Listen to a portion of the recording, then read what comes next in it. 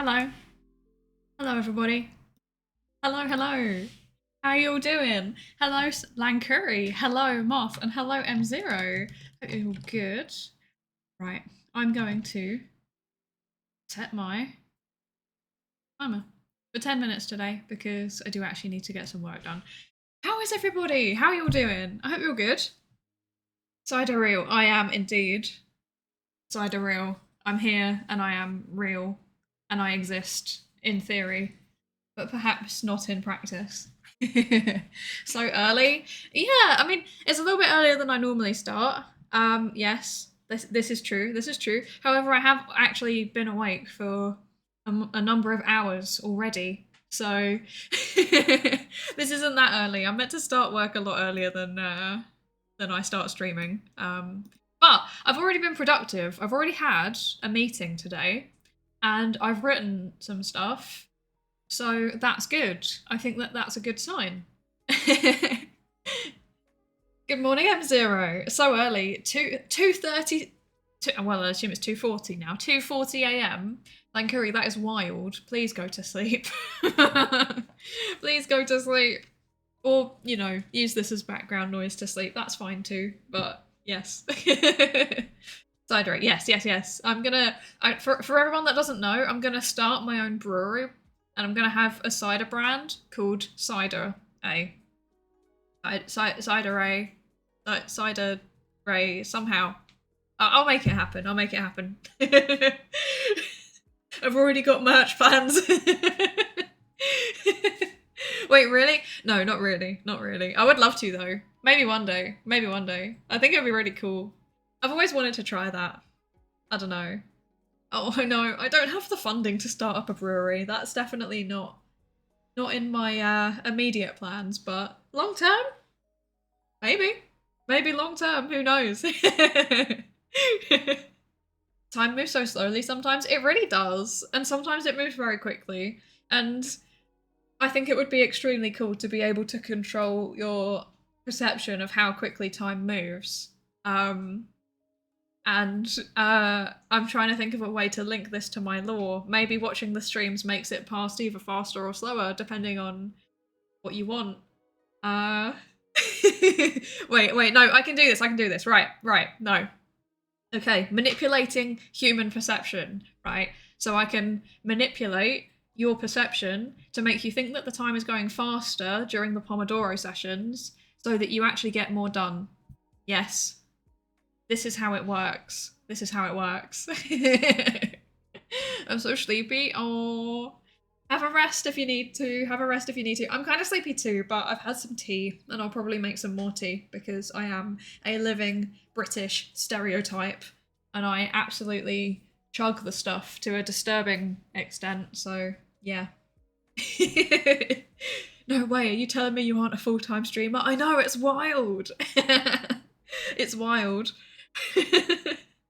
Maybe one day I'll have a job where I can stream at the same time as working 24/7, but unfortunately that time is not now. I still get summoned to my actual office every now and then, which is fine. It's fine. Sometimes I want to be there, but I have mixed opinions. Like being at the office is really nice because I can talk to my colleagues, but it's also like commuting and I have to buy myself lunch or prepare it in advance.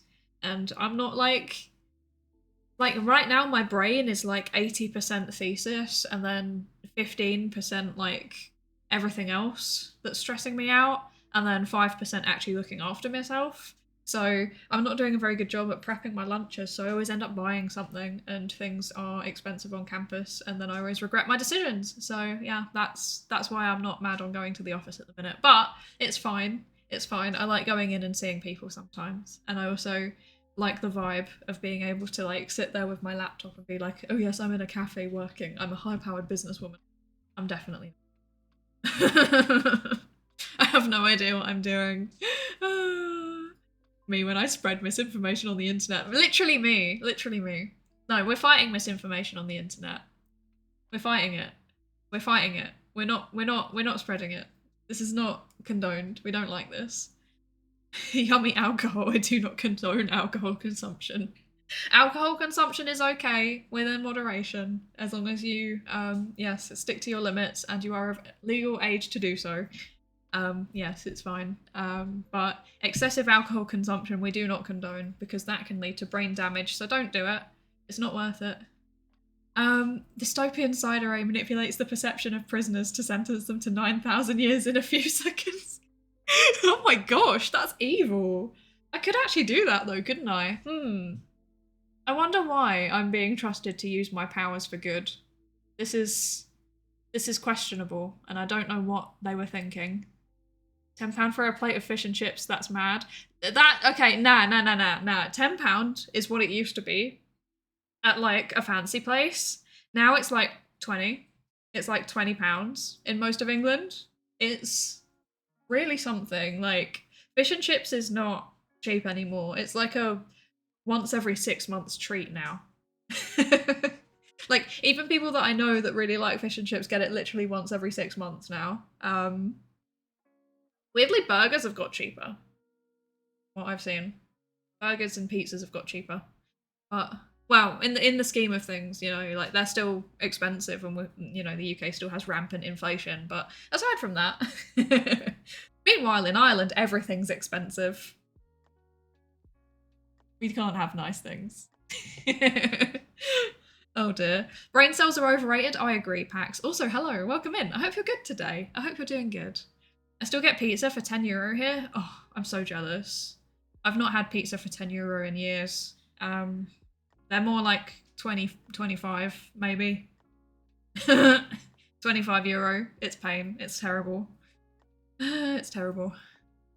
To be fair, the cost of food going up will help people diet. This is true in theory, but I think what's actually happening in practice is that they're just eating more processed, cheap junk. So it's kind of backfiring. Like, nobody can afford vegetables anymore. It's quite sad. Oh, it's quite sad. The burger, but oh gosh, I can't. Literally, like, what are we? 13 minutes into the stream and I already can't speak. This is a good sign. The burgerification of Europe. Yes. Well, I think Europe's getting better at, you know, a more diverse range of food. Like England especially, like the big cities in England, like, you know, like London, Birmingham, Manchester, they have a much broader diversity of food now, to the point where it's super interesting. Like, there will be things that I never expected to see. And I've not really been back that much in the last few years, so I haven't really experienced the full range of it, but I really want to.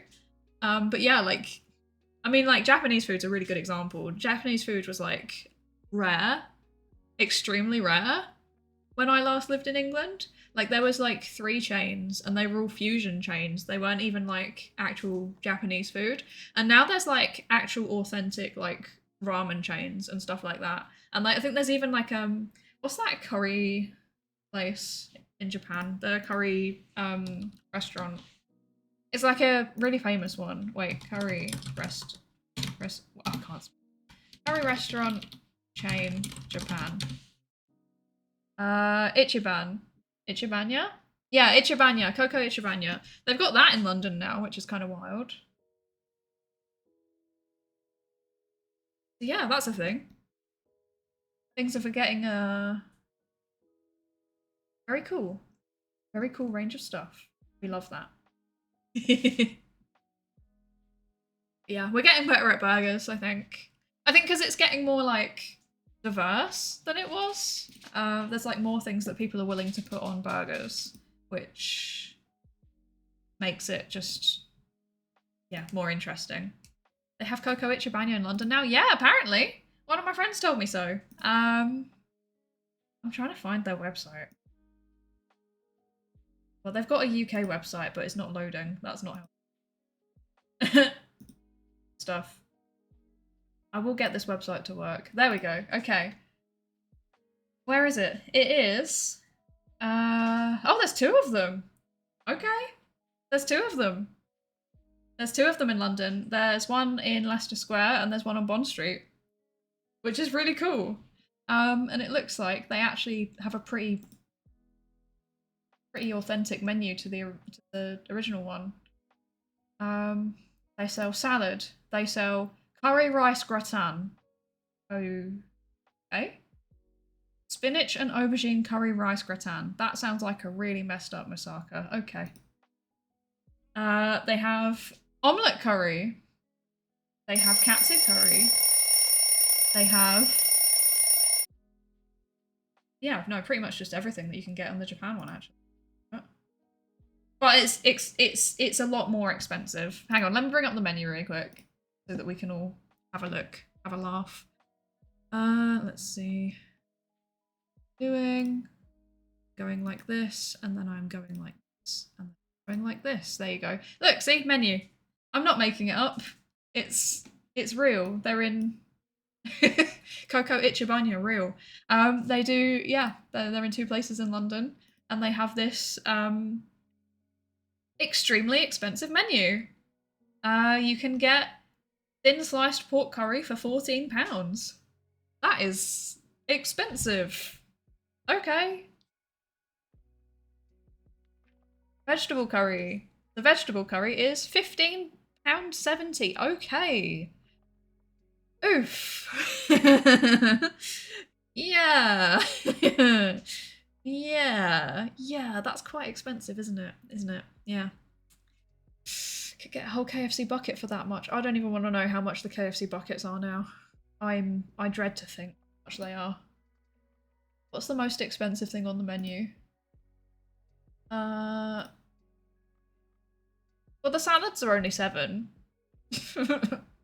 They look tiny. They have whatever this is. I don't know what to think about this. It seems like a curry or some kind of cursed moussaka with cheese and curry. I don't know what's going on here. Oh, look at that. You've got the set menu for £20. It's fine. You also get a drink with it. Wow. So yeah, that's UK prices. Well, to be fair, that's London prices. It looks like round lasagna. It does, doesn't it? It's not worth it. It's probably not worth it. It's probably not worth it. Had to go to the office yesterday, regretted every second. That's such a mood. That is actually such a mood. Yeah, the office, yeah. I go in and like I enjoy like talking to my friends, and then I realise, oh, now I have to actually do work in this extremely loud and crowded environment, and it kind of smells weird. And then I have to go out and buy lunch, and they might not have lunch that I want to eat. So yeah, that's cool. That's cool. For the price of one knife in your bag, you can have Japanese food in London. True. London has a bad reputation, but I lived in reasonable distance of it for an extended period of time, and I have lived in it for a period of time, and I know lots of people that continue to live in it, and I don't know anyone. No, wait, I was going to say I don't know anyone that's been stabbed, but I actually do. Okay, wait, never mind. I mostly don't know people that have been stabbed. I only know one person. So I only know one person. So it's, you know, it's not as much of a thing as people say. Burgers are the new pizza base. Where can I get my pineapple burger? That's actually a thing. I've seen that here. I've seen a place where you can get pineapple on your burger. Oh no. You know, people have been stabbed. I don't know. Yeah, no, I only know one out of like, how many people do I know that live in London or have lived in London? Probably like a lot, actually, a good like 50 people probably. And yeah, only one of them has been stabbed. So that's, you know, 1 in 50. That's not too bad. I'll take those odds. I think this is fine. Londoners microdosing stabbings to become immune. Oh my god. I would actually see that being a thing. Isn't that just acupuncture? Maybe we should all start doing acupuncture so we're fine when we're stabbed. Time to invest in chainmail t-shirts. That should be part of my model. I should have a chainmail t-shirt as part of my model. Oh dear. The main problem with the office is that the human contact is draining. Yeah, so yeah, because I go in and then like it's loud and annoying, and then like I enjoy talking to the people while I'm there, and then I come home and I genuinely can't function for like at least a day, if not two. So yeah, I feel that. I feel that. They tried to vaccinate me, but my skin is too strong. Yeah. Oh, sorry. Sorry, everyone. I'm not anti-vax. Just to be clear, I'm not anti-vax. I'm just from London. Like, you need something bigger to penetrate into my skin. Like, you need, you need at least a Bowie knife. Oh my gosh, that's terrible. Oh, okay, right. We should do some work now. So, let's get some work done. Let's do it. Let's do it. So, my plan for today is that I want to try and finish this chapter that's been upsetting me, because I woke up today, had a meeting, and it was a good productive meeting, and now I'm feeling like motivated to deal with this, but I'm also angry at it because I just want it to be gone. So that's my plan, is to just try and finish this today. And then I'm gonna say in advance, I should probably just use it. Just do the guide the raid thing. We're not guiding the raid today because we're already guiding the raid. If I do this, does it like get rid of it? Oh, I can't do it. Okay, never mind. We're guiding the raid today. So nobody use that. But yeah, I'll make a pinned message that says as much. But yeah, it's time to work. You call that a needle? This is a needle. Whips out my sword. My oh no. No, okay, yeah, no, we should actually work now. We need to work. So 45 minutes of work as always, and then I'll come back and I'll waffle for 15 minutes probably again. The Excalibur, exactly. But yeah, let's get some work done. I'm gonna try my best to finish as much of this thing as I can. And yeah, I'll see you in 45 minutes. Good luck. Let me know what you're doing. I'm just gonna be crying into this thesis chapter. So yeah, see you in 45 minutes.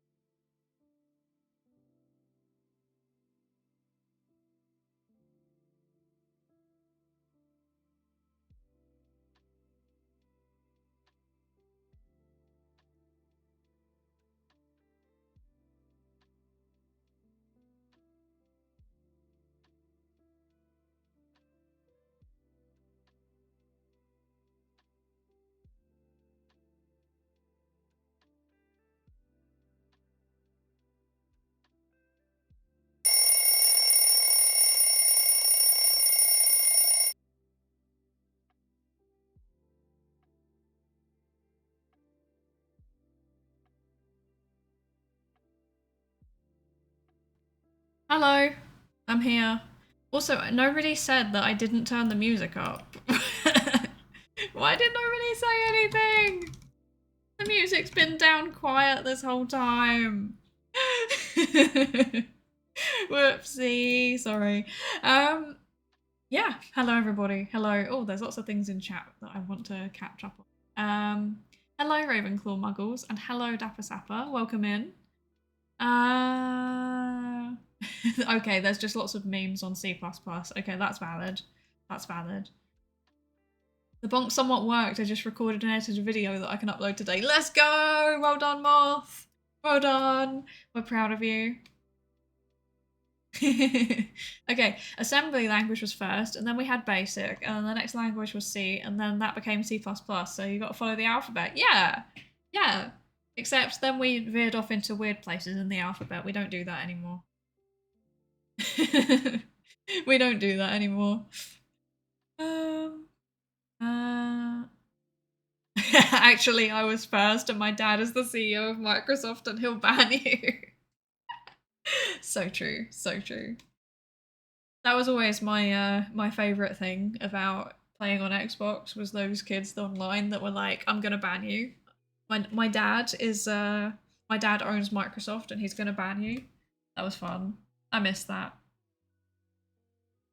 I want to learn code, you know, upskill as the capitalist overlords demand. Yeah, I mean, it's definitely worth it, I think. Even just having like a very basic like understanding of how coding logic works, I think is really helpful. Because then things like AI and or even just like your computer going wrong, they make a little bit more sense. I did like a introductory course from Harvard. It was called CS50. All of the lectures are available online. It's like entirely free, so definitely recommend it if you are interested. But it gives you like the basics of computer science. It's very cool. We love CS50 in this house. 11 p.m. on Britain? No, it's 11 a.m.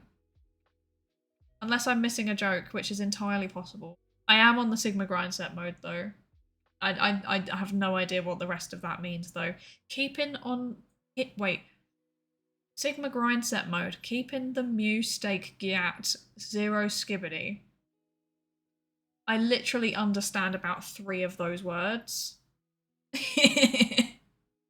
Fortran 95 master race. No, get out with your Fortran 95. Get out. We've got a boomer. Something stochastic is a boomer confirmed. Yes, fellow Xbox player. As much as I am pained to admit it, I played a lot of Call of Duty on Xbox when I was younger. MIT OpenCourseWare is also good. Oh, I've never even heard of that one. I've never heard of it, but you know, it's from MIT, so they probably know what they're doing. That's like exactly their thing, so. Too late to be a prompt engineer. AI will be doing all the coding in 5 years for lots of day-to-day random stuff. This is true. It's already doing a lot of it. I'm not gonna lie. A non-zero proportion of my analysis code is from Copilot, like GitHub Copilot. I'm sorry. I'm sorry to disappoint everybody. I'm not actually very good at coding, but the AI knows how to fix my code, so that's good. That's good. What? Gen Alpha lingo? Yeah, I struggle with Gen Alpha lingo. I'm really not on the ball with it anymore. Psydere locked in for real, goated skibbity style with the guy app for the Rizzler. What? I literally don't even know what that means. English only in this chat, please. We don't speak other languages in this chat, please, because I don't understand it. Thank you. Preferably with some degree of millennial passing on it, so I actually know what's going on. Oh my gosh. Hello Aiden, welcome in. CS50 is definitely one of the best ways for someone to learn the basics of code without any background knowledge. Yeah, I found it super accessible. Like, the fact that it starts with Scratch, I think, is a big part of that.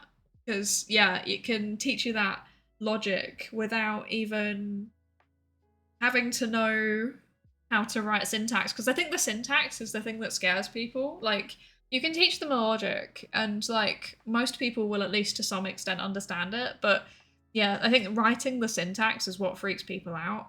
And I've seen that even when I've taught statistics, like at university, people are all well and good like doing point and click on SPSS, but the second that you're like, okay, now we're going to modify the SPSS syntax, which is literally so easy to read, they're like, I can't do it. I can't do it. I can't do it. I don't know what's going on there. I don't know what's going on. But yeah, something about syntax just freaks people out. I don't even code. I can do hello world. Me too. Me too. I can also just about do hello world. Just about. Just about. Oh, hi Kiara. Hello. Am I deaf or is she just not talking? I'm talking. Wait, can everyone hear me? I'm getting sound picked up on my thingy. So I think you should be able to hear me. Wait, I've literally been having a conversation with people. We can't hear you. Don't do that. Don't do that. I can see through your manipulation tactics. No, don't. No, no. But can you do hello world in Malbogue? What is that? Malbolge? What is that? I don't know what that is. Let's find out. Oh, I'm getting a thumbs down from Husbando. It's a public domain esoteric programming language. Why? It's named after the 8th circle of hell in Dante's Inferno. The male bulge. Oh, okay. Oh my gosh. That is okay. Whoa, that is something. I don't like that. That's upsetting me. Let me save this so that you can all see what is happening here. Oh, it's a WebP file. Oh, that's a shame. Never mind. It's just a lot of. It looks like a randomly generated string. It's awful. I hate it. I hate it so much. Yeah. Yeah. Yeah, indeed.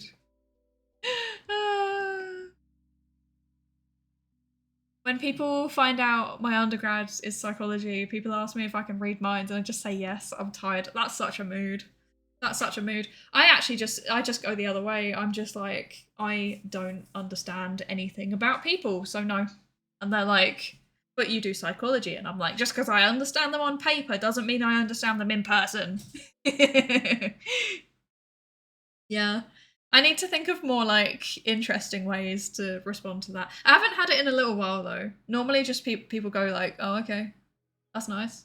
And then the conversation moves on. Like, I don't know. I think psychology's become a really popular degree choice now, and they're starting to get just bored of it almost. Like, even having a PhD isn't exciting anymore, apparently. People are just like, okay.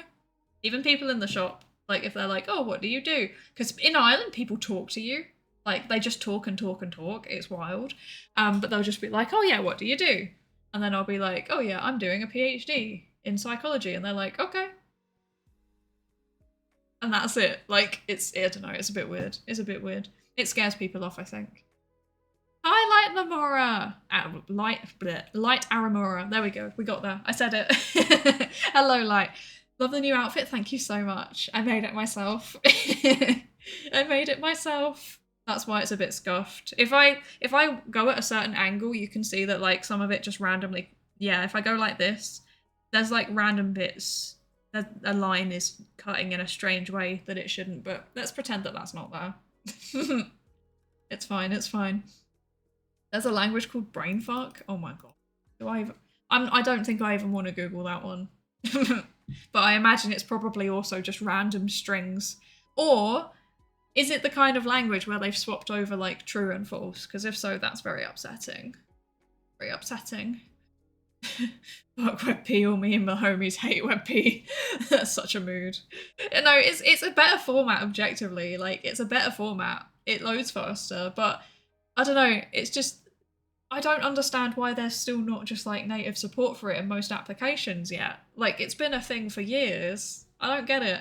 I don't get it. What time is it there? It is almost 12 midday.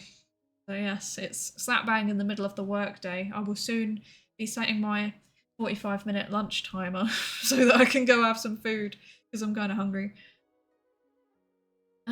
You understand fictional people. Exactly. I understand fictional people, and I can look at situations with groups of people and be like, oh, this is happening. And then I actually interact with them and I'm like, hello, fellow humans. I really don't. I'm not very good at that. I'm not very good at that. On paper, people are weird, but this, when asked, people are weird genuinely. That is actually how it works. We must push the boundaries to make psychology exciting again. I'm trying! I'm trying! I'm trying my best. Have you heard of the language of tungsten? We'll make that a thing. We're gonna make that a thing. The tungsten. That reminds me! The tungsten cube! It turned up! Lankuri, the tungsten cube turned up. And it's very exciting, and it hasn't moved from Husbandomod's desk ever since. And then I tried to go and pick it up and he was like, why are you touching my cube? Show us the cube. I'll post on Twitter a picture. I need a picture. The thing is that my camera's like kind of not very good, so I need Husbando to take a good quality picture. But yes, it's here and it is the most excellent fidget toy, and it's also really heavy.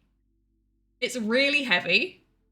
Like, I know it. I knew cognitively that it's dense, and I was gonna.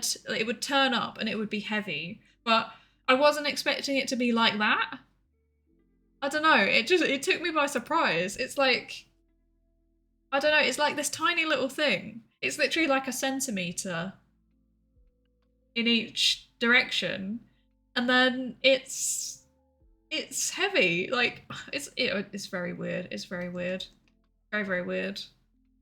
Blessed are we, the speakers of tungsten, gathered under the watchful eye of the cube. Yes. All hail the cube. The magnificent cube, yes. Yeah, we need to get you 4K tungsten cube pics. We need to. Oh yeah. Husbando said that he wants the 8kg one next. You can get like a stack of them as well. You can get a stack of like different sizes of cube, which is also very tempting. Crowdfund it. We need to crowdfund our religion. All hail the cube. 8kg of tungsten cube feels like it would be excessive, but based on the picture, it actually wasn't that big. It was like fairly small. Welcome back, Shu! Welcome back! We're talking about tungsten cubes.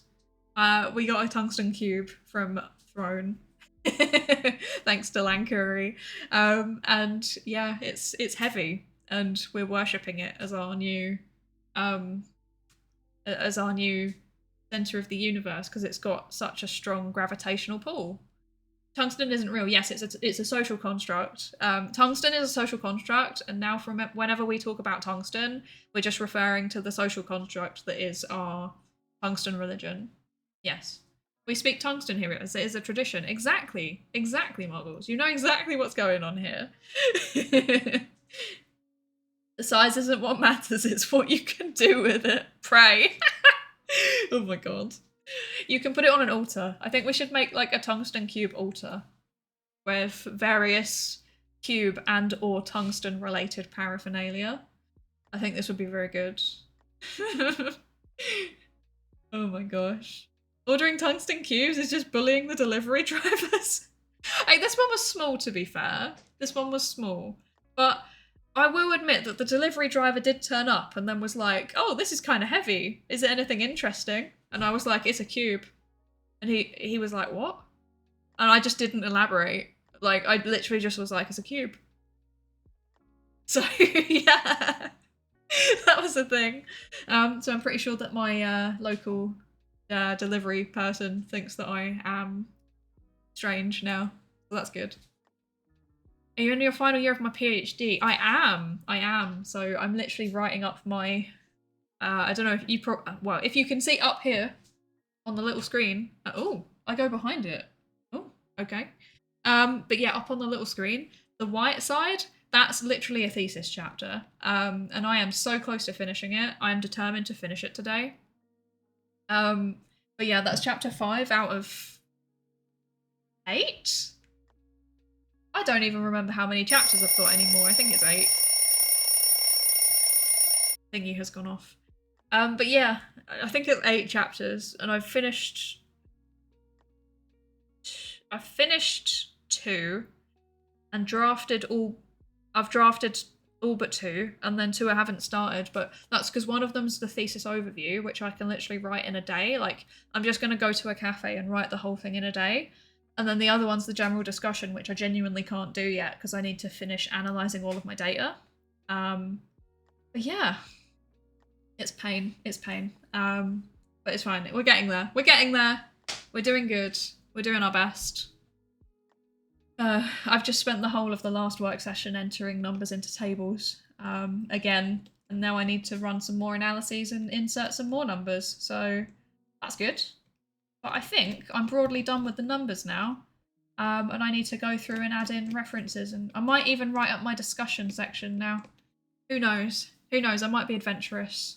I might be adventurous.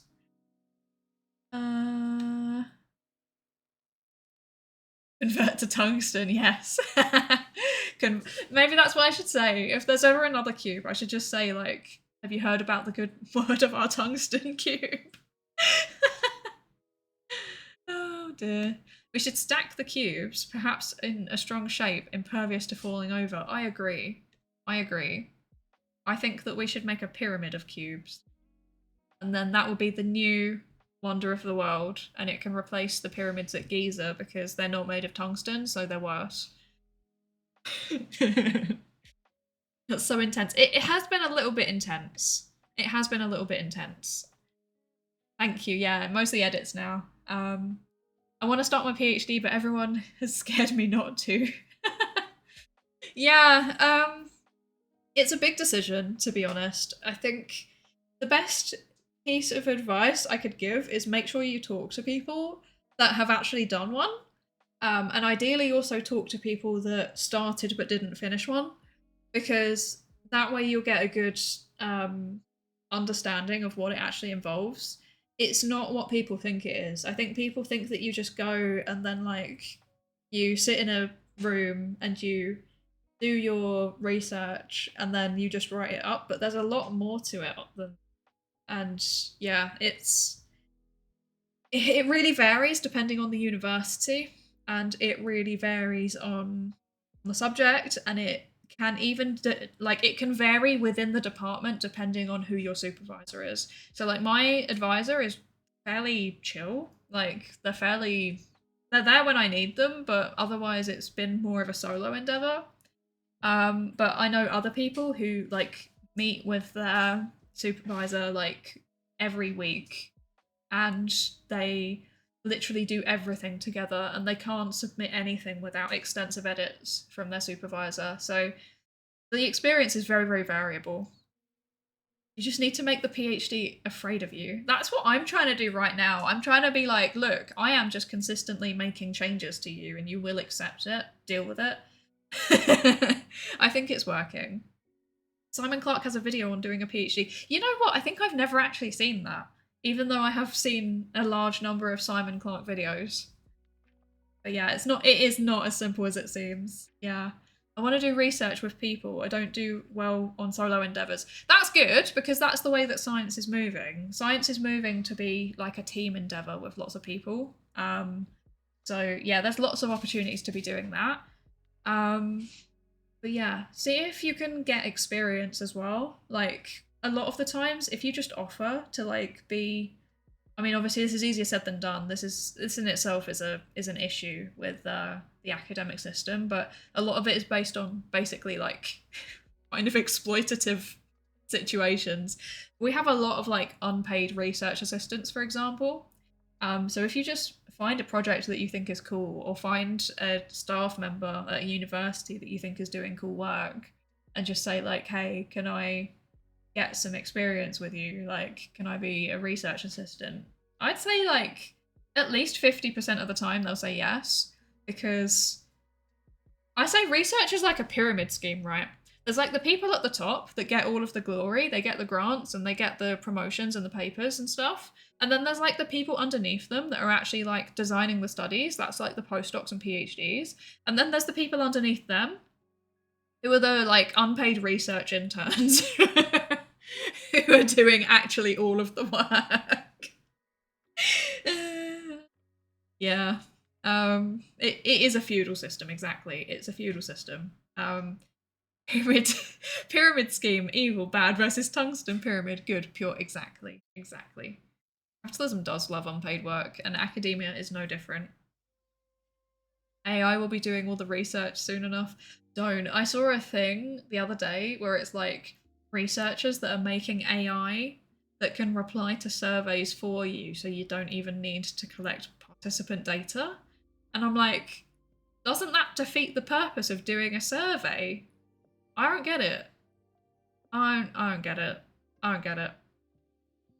I want to try and write a master's thesis and then thinking about it. That's a good idea. I did a master's first, and I was like, yeah, I could probably do this again. Although mine was like, my master's was in 2019 to 2020, and as I'm sure you can imagine, there was quite a lot of disruption.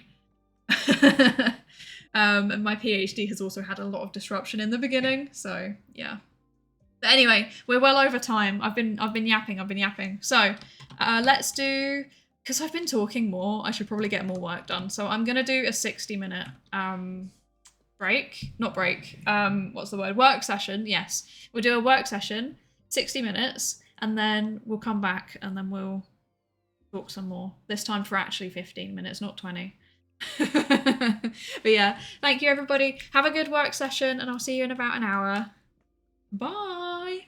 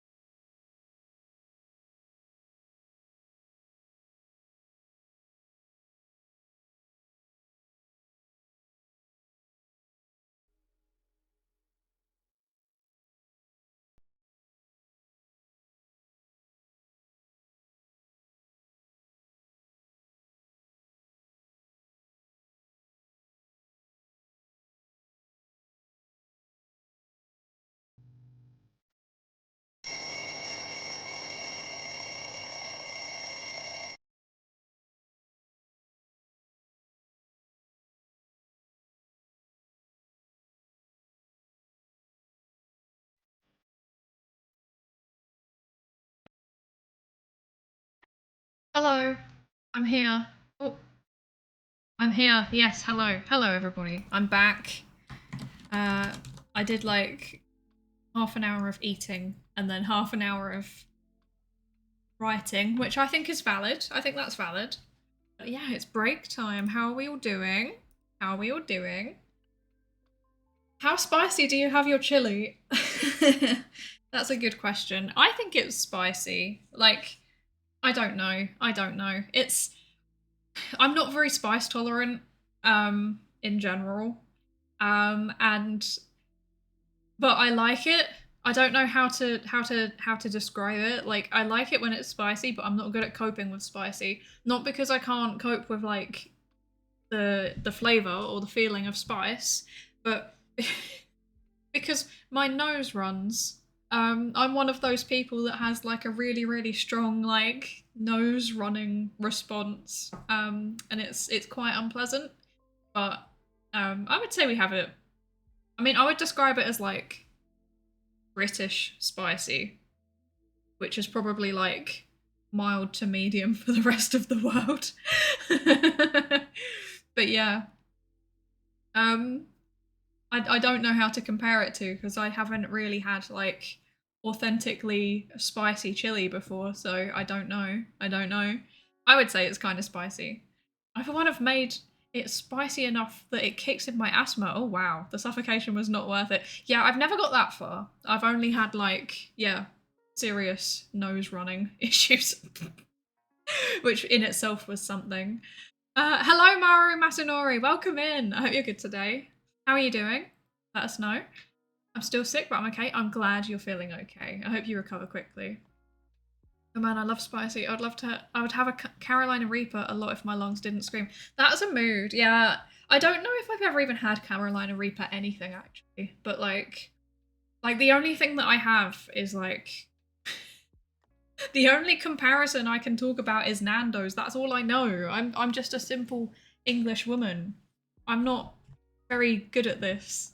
But Nando's, the spiciest Nando's. That's all I can offer.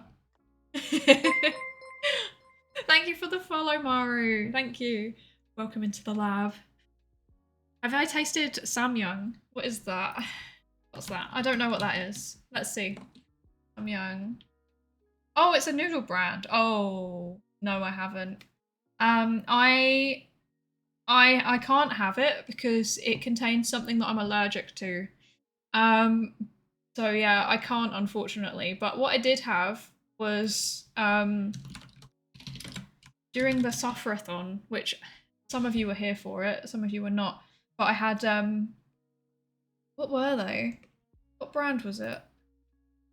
I had some spicy noodles because I hit like a follower goal.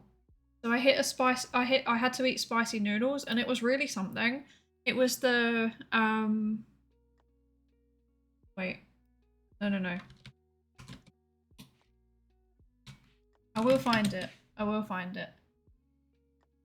It was. I want the actual packets. I don't want to see the pictures of the noodles. What? This one? Yes, it was this one. It was Nong Shim. Shin ramen.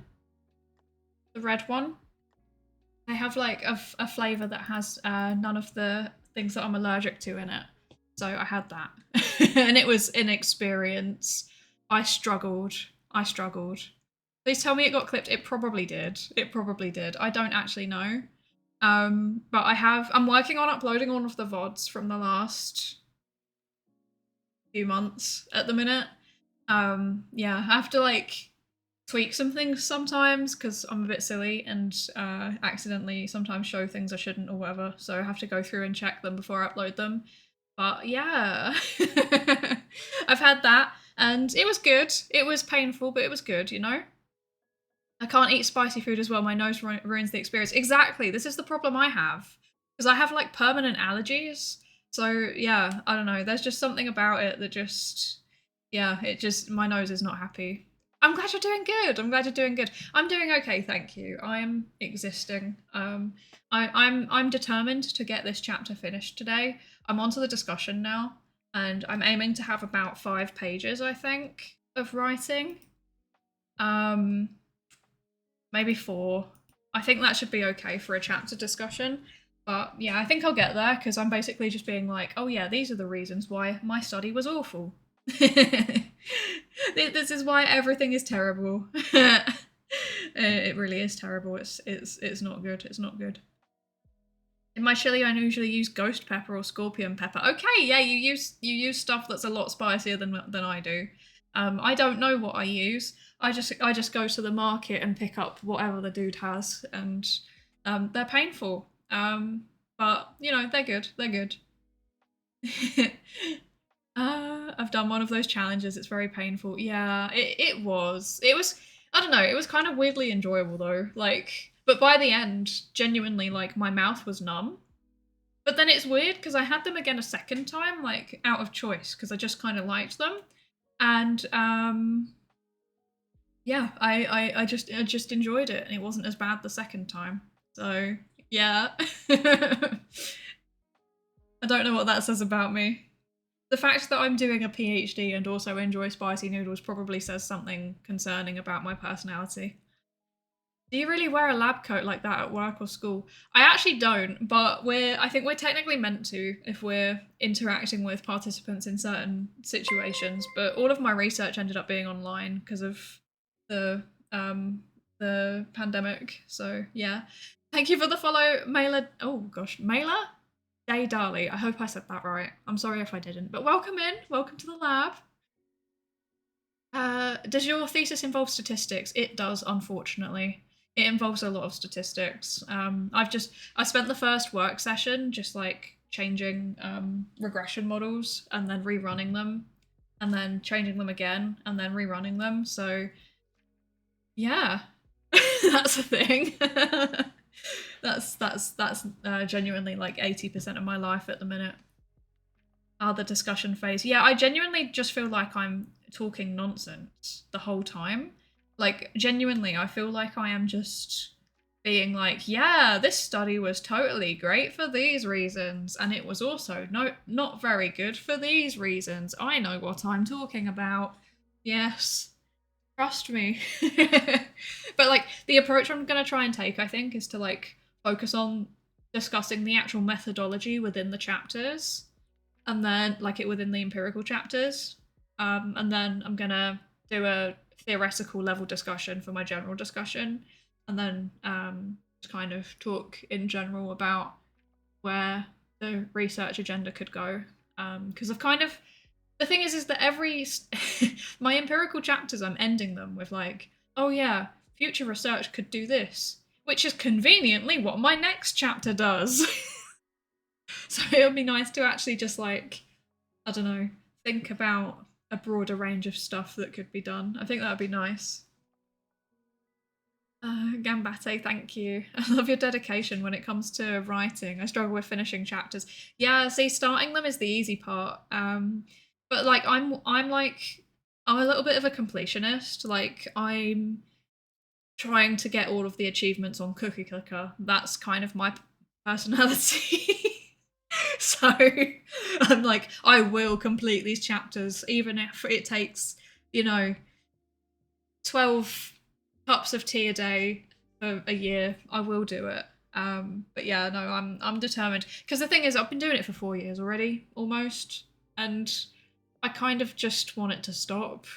like, I kind of just want it to stop now, and that's the thing that's pushing me towards the end. Like, I want to live my life outside of a Google Doc.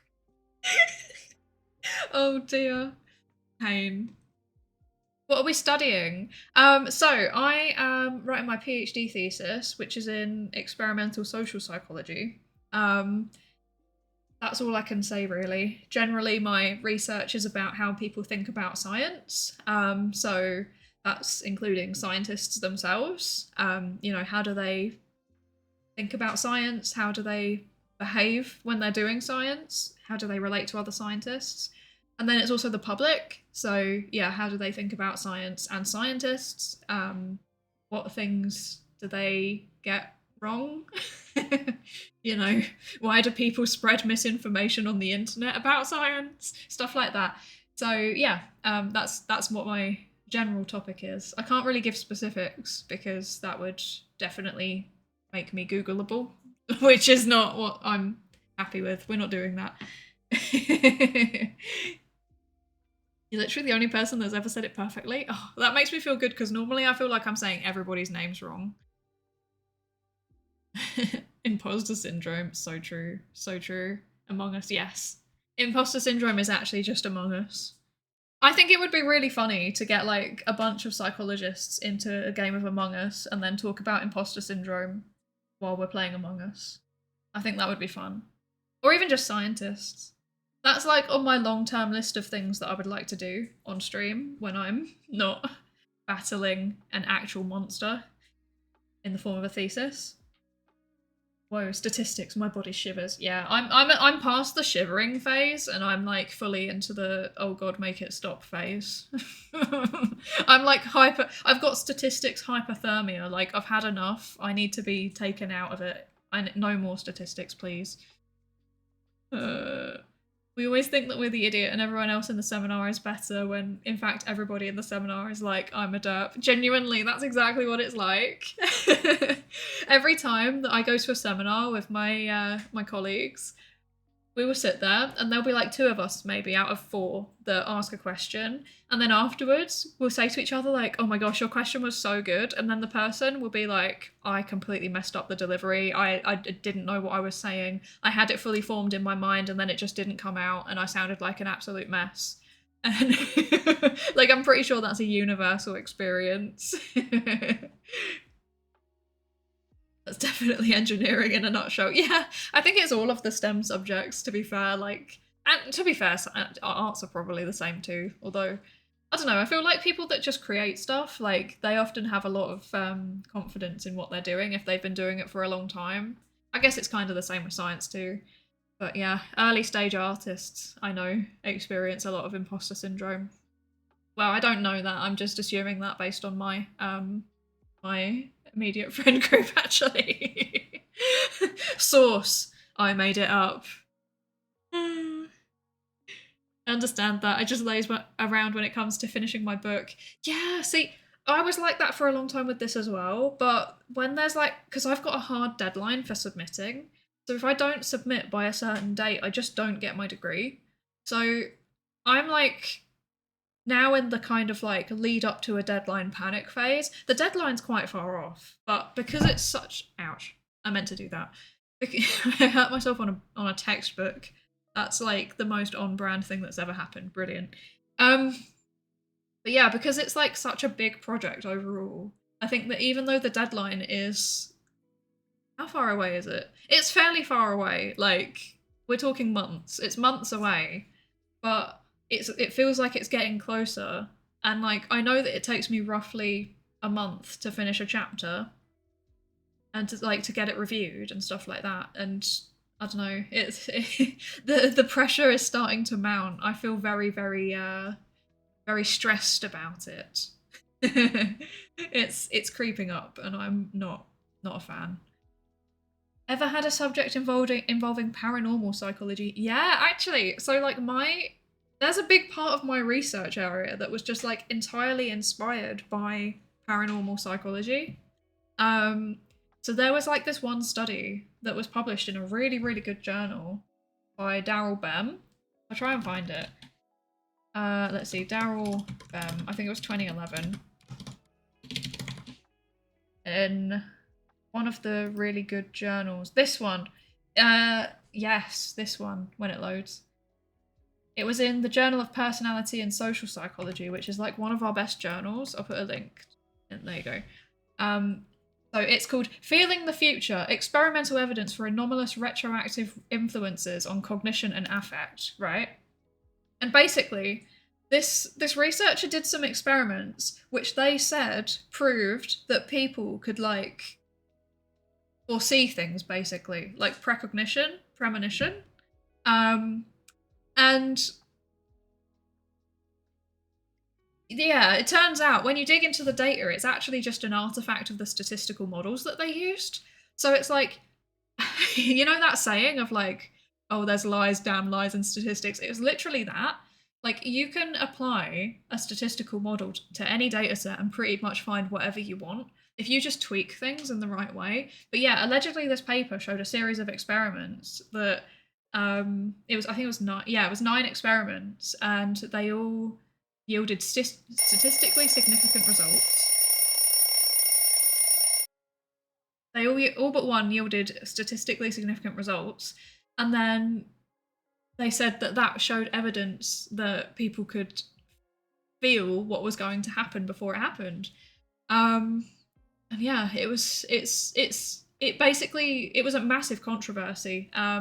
It turned psychology up on its head. Like, nothing was the same after this, because yeah, people did the digging. They realized, hang on, this is just a product of, you know, the way that they've manipulated the data and the way that they've run their statistical models.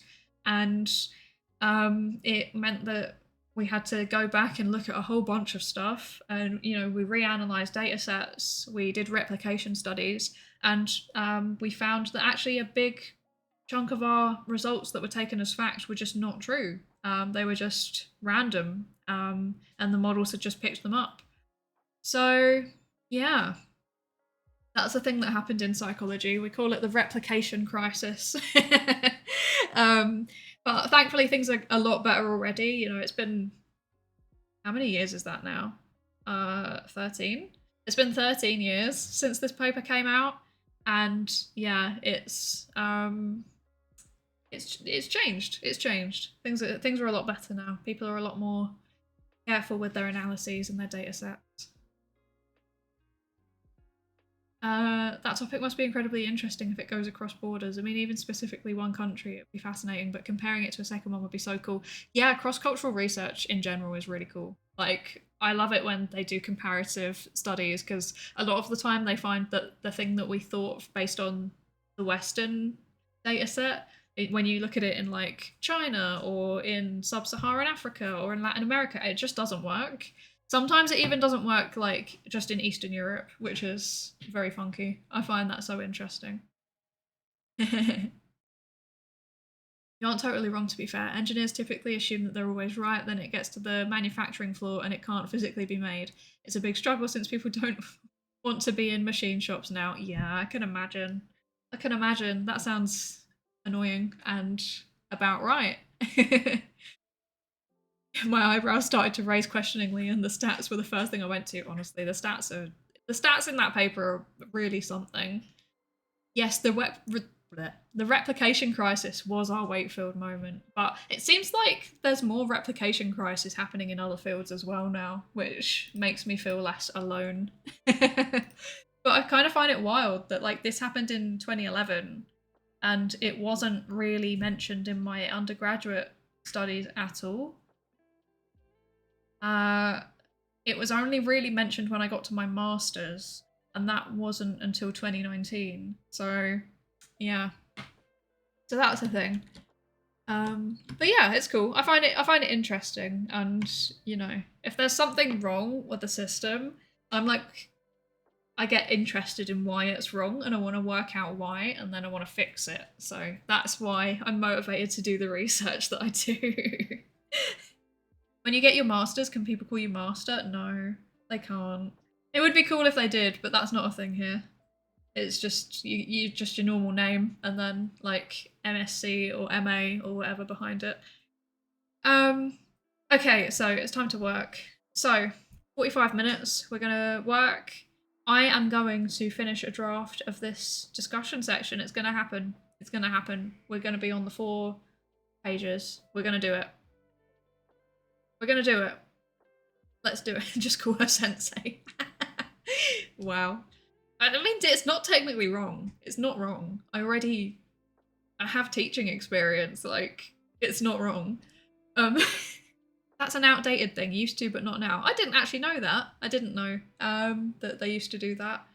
Yeah, no, you can put the initials after your name, but that's it really. That's all that's done here. But once I've got the doctorate, I can be a doctor, so that's good. That's good. Oh, before the light bulb, yeah. That sounds about right. Psydere summer, yes. Sensei. Okay, no, I'm going to start the timer now because I do actually need to get on with my work. So, I will see you in 45 minutes. Let me know what you're up to. And yeah, if you're doing productive stuff, good luck. You can do it. I believe in you. See ya.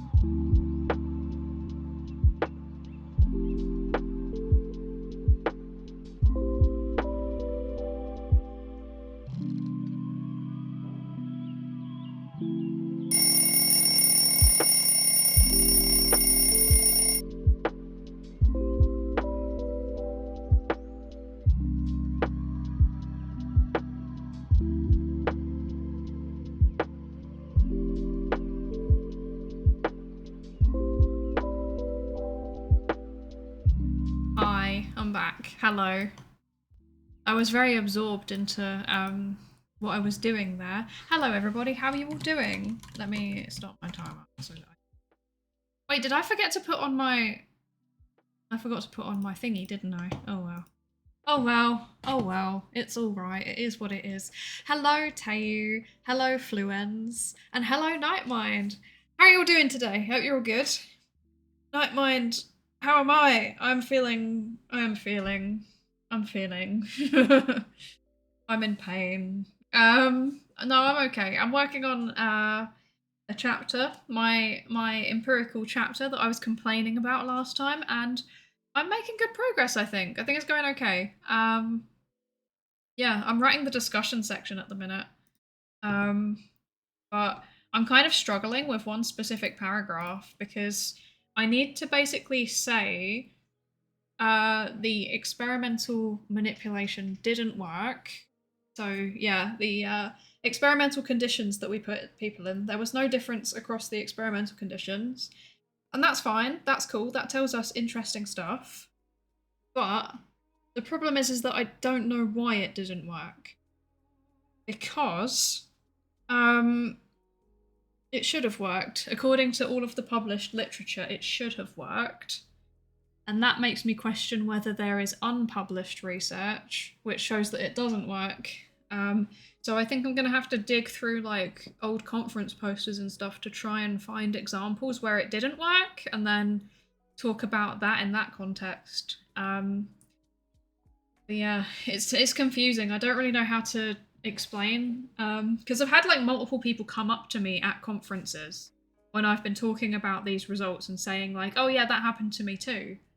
But they haven't documented it anywhere. And I can't really sit here and say like, oh yes, I had a personal correspondence with this person saying this, because then it's like, well, they might not want me to put that in there, you know. Yeah, so I'm contemplating like searching through old conference posters to try and find something. And if I can't, then I'm gonna try and say instead like, oh, maybe it was, I don't know, maybe it was something else. But like I went back and I'm rereading the paper right now, which my experimental manipulation was based on, and I realised as I'm rereading it, bearing in mind that I last read this like years ago, like in 2020 or something, 2021 maybe. I realised that there's actually no information in here about the direct effect of experimental condition. They kind of just jump into a regression model which doesn't explicitly state what happened. Yeah, like there are pathways for it in the regression diagram and in the table, but they haven't done like a t-test or something like that to check the difference between conditions, and that worries me a little bit. Although it does say that there's information in the supplemental material, so I might just have to go and find the supplemental material and see what that says. But yeah, I think that's going to be my my mission for the next work session is to try and understand what's going on there. It's getting strange. It's getting strange. It's like when you're doing something and then suddenly you realise, hang on a second, has this been wrong the whole time? Now I'm concerned because I can't tell if this, like, no, this first one is an experiment. They're all experimental, but yeah, there's no clear documentation of the effect of experimental condition. So that's weird. That's very weird. If you get into writing a chapter, into the flow, it's a good thing actually. Yeah, it's so much easier once you're in the flow state. Like, I think that's kind of what's happening today, is that like I've had my yesterday and day before where I was miserable, and then yeah, I've managed to get back into the zone for this one. But I think also because now I'm not focusing on the numbers as much, I'm thinking about like what it actually means, and I find that a lot easier.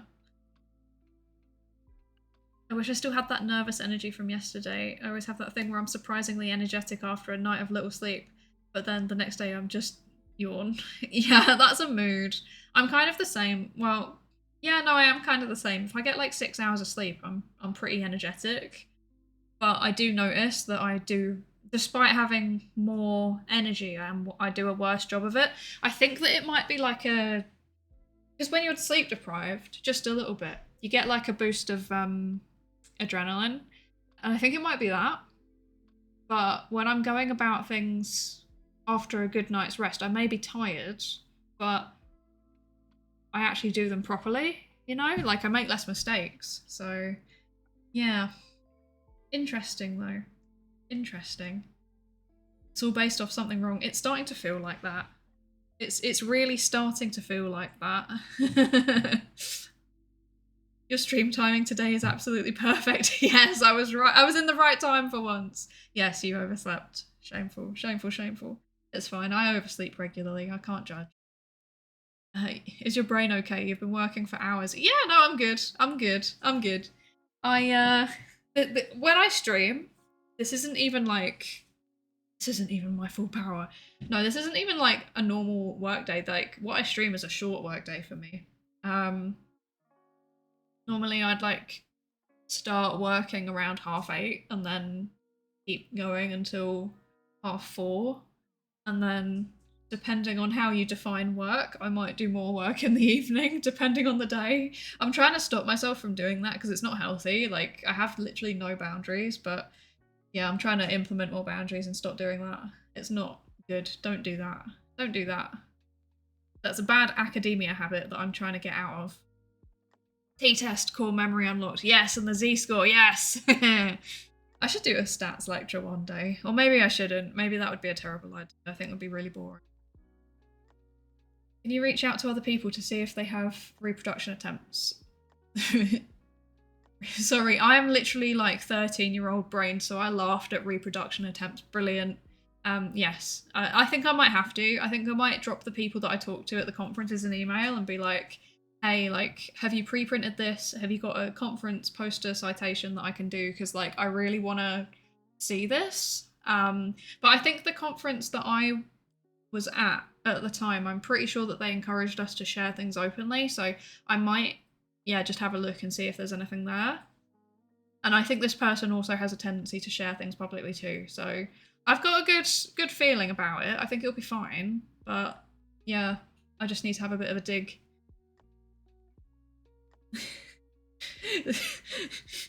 I'd be like, there is a reproducibility crisis. Exhibit A, this fails. Exhibit B, this too. Yeah, that's genuinely how my entire career feels. Like, it's really not good. It's really not good. It's going terribly. It's not going well.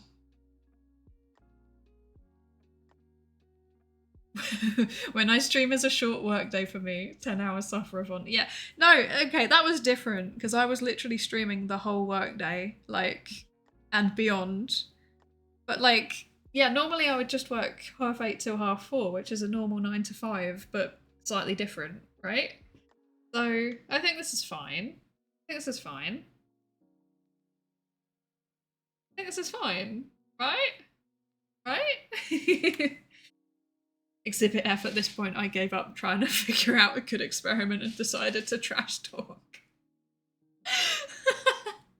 Yes.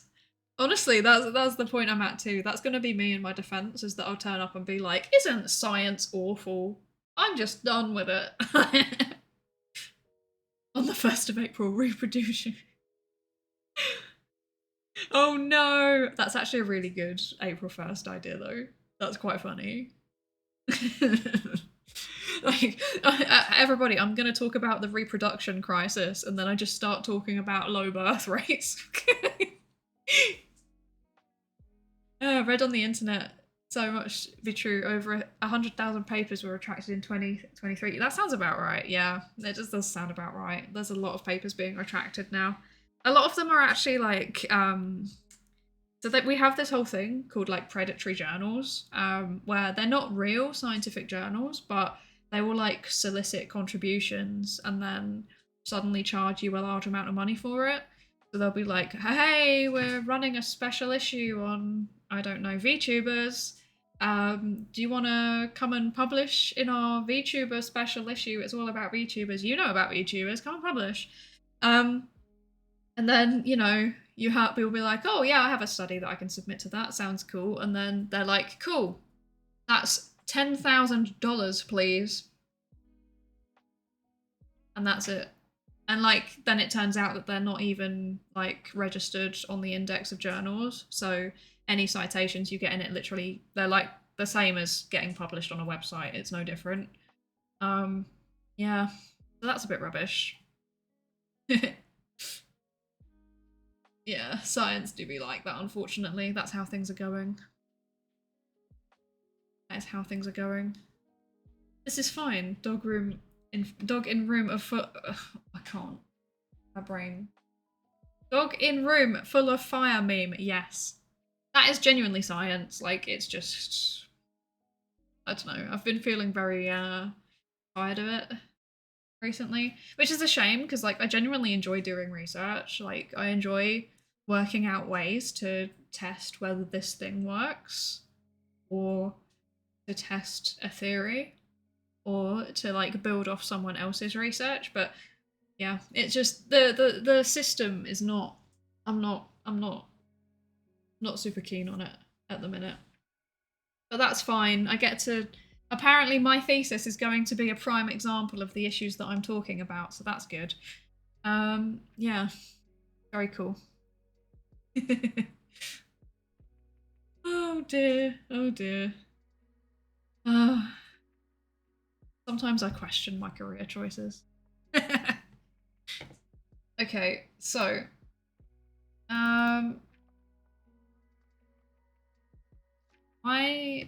how do I even act? So here's a fun fact. Journals have like, they said here like the extra analyses are in the supplemental materials. Here is a fun fact. If you go on a journal webpage, there should be somewhere a little thing that says supplemental material. I can't find it on this one. Supplemental material 1, there we go. Supplemental material. And then you get another PDF that's longer normally than the paper. Aha, there we go. Supplemental material manipulation checks for the studies. Perfect. That's good. That's good.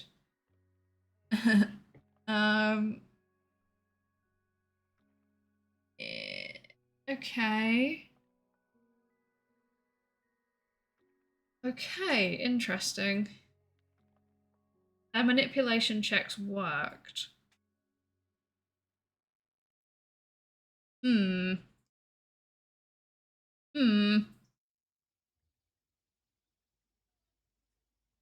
This is, okay, this is not good, actually. This is causing me extra problems.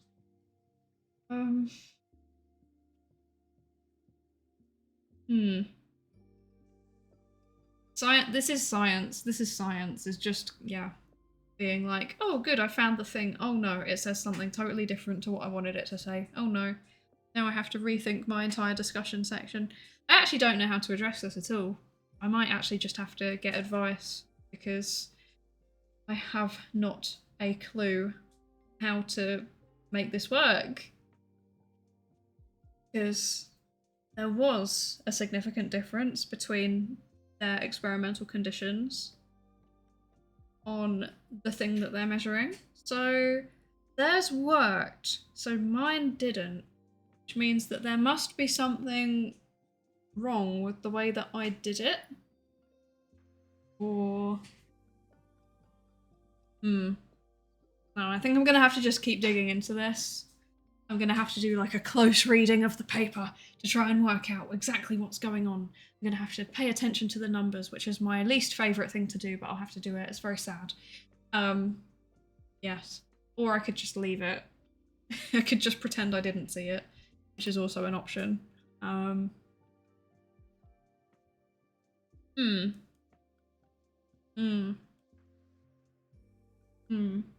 Just ask AI what's wrong, and they will make it all okay. Maybe I should ask AI. Wonder what happens. What happens if I ask Bing? Right, what should we ask Bing? Let's do this very, very quickly. Let's do a balanced answer. Right, hi Bing. It needs to know what my experiment is, though. Wait, let me just describe this quickly.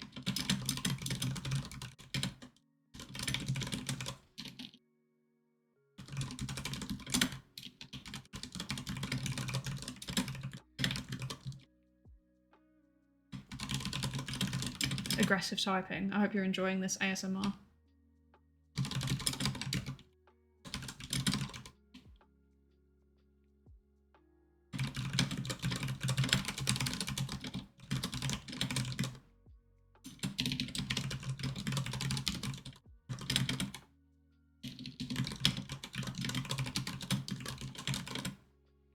I wish I could describe this, but I literally can't.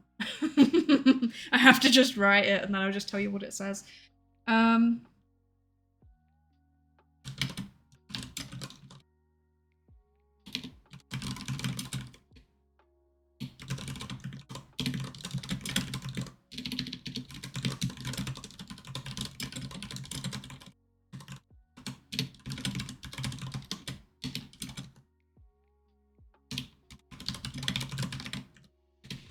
Okay, I can copy and paste this part.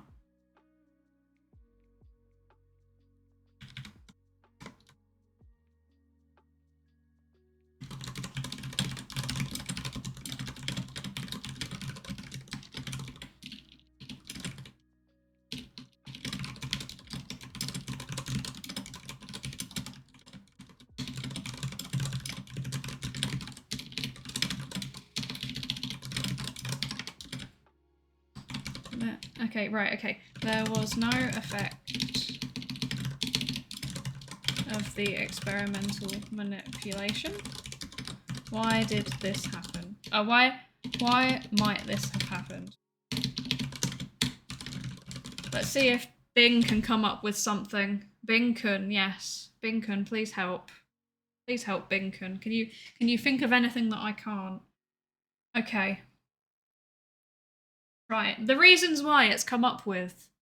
The manipulation might not have been strong enough to induce a significant change in participants' attitudes. It might have been weak. Weak! Oh, thank you. Thank you for the posture check and hydrate. Wait. Uncomfortable. Yeah, I have hydrated. Thank you. Thank you, don't mind. Yes, weak. Weaklings, you weak manipulation. There might have been individual differences that override it. No, that's not true, because it was a random sample, so that doesn't work. Sample characteristics, I've already discussed that as a possibility. Measurement issues, well, I used a validated scale, so that ain't it. Interaction effects, there could be an interaction effect. There isn't, I checked. Contextual factors. There could have been something about the social and political context that influenced how they responded to the manipulation. Interesting. Ceiling or floor effects. If the attitudes were at extreme levels, then it might not have worked. I should check for that, actually. I don't think there were any ceiling or floor effects, but let me check real quick. Let's see. There were... Oh, there kind of was a floor effect. We've worked it out! Thank you, Bing! Thank you, Bing! Bing did it. It's not a massive floor effect, though.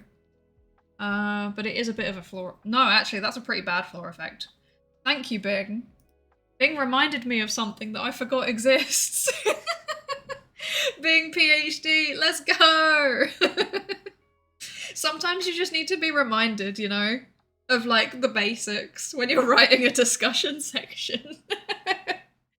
Okay, that's good. That's good. And there might be confounding variables. I have thought about that, but I think I need to go over and look at the materials again. So here's my plan then. What I think I'm going to do is I'm going to go get a notepad and I'm actually going to write things out as I see them, because I think I need to actually like have notes in front of me while I'm then typing, if that makes sense. And yeah, I think that could be an idea. So I think I'll go get a notepad and then sanity checking with Bing, genuinely. So yeah, I'm gonna go get a notepad and then I will keep working. But yeah, I think it's time for another work session. I've gone over a bit again. So let's do another 45 minutes. I will be writing and trying to work out what's going on, scribbling down my thoughts. Yes, scribbling out scientific counteroffensive. Exactly. It's going to be like a big mind map. It's going to be like battle plans, you know. I'll be like, okay, so this part of the manipulation needs to move over here and stuff like that. But yes, I'll try my best to actually work that out and hopefully I'll come back with something cohesive at the end of the work session. But yeah, I hope you all have a good work session if you're working, and then if not, I hope you chill. I will see you in 45. Have a productive session. Thank you, you too, if you're doing anything productive. Thank you. See you in a bit.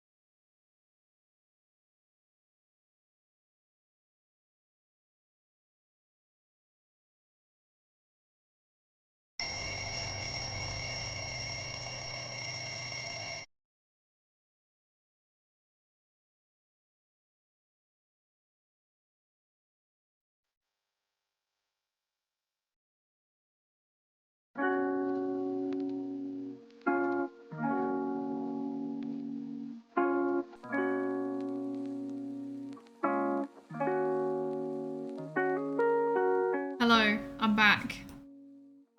I'm back. Ugh. Uncomfortable. Oh no.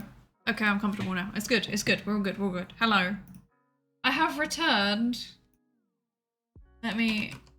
There we go. No, 15. There we go. There we go.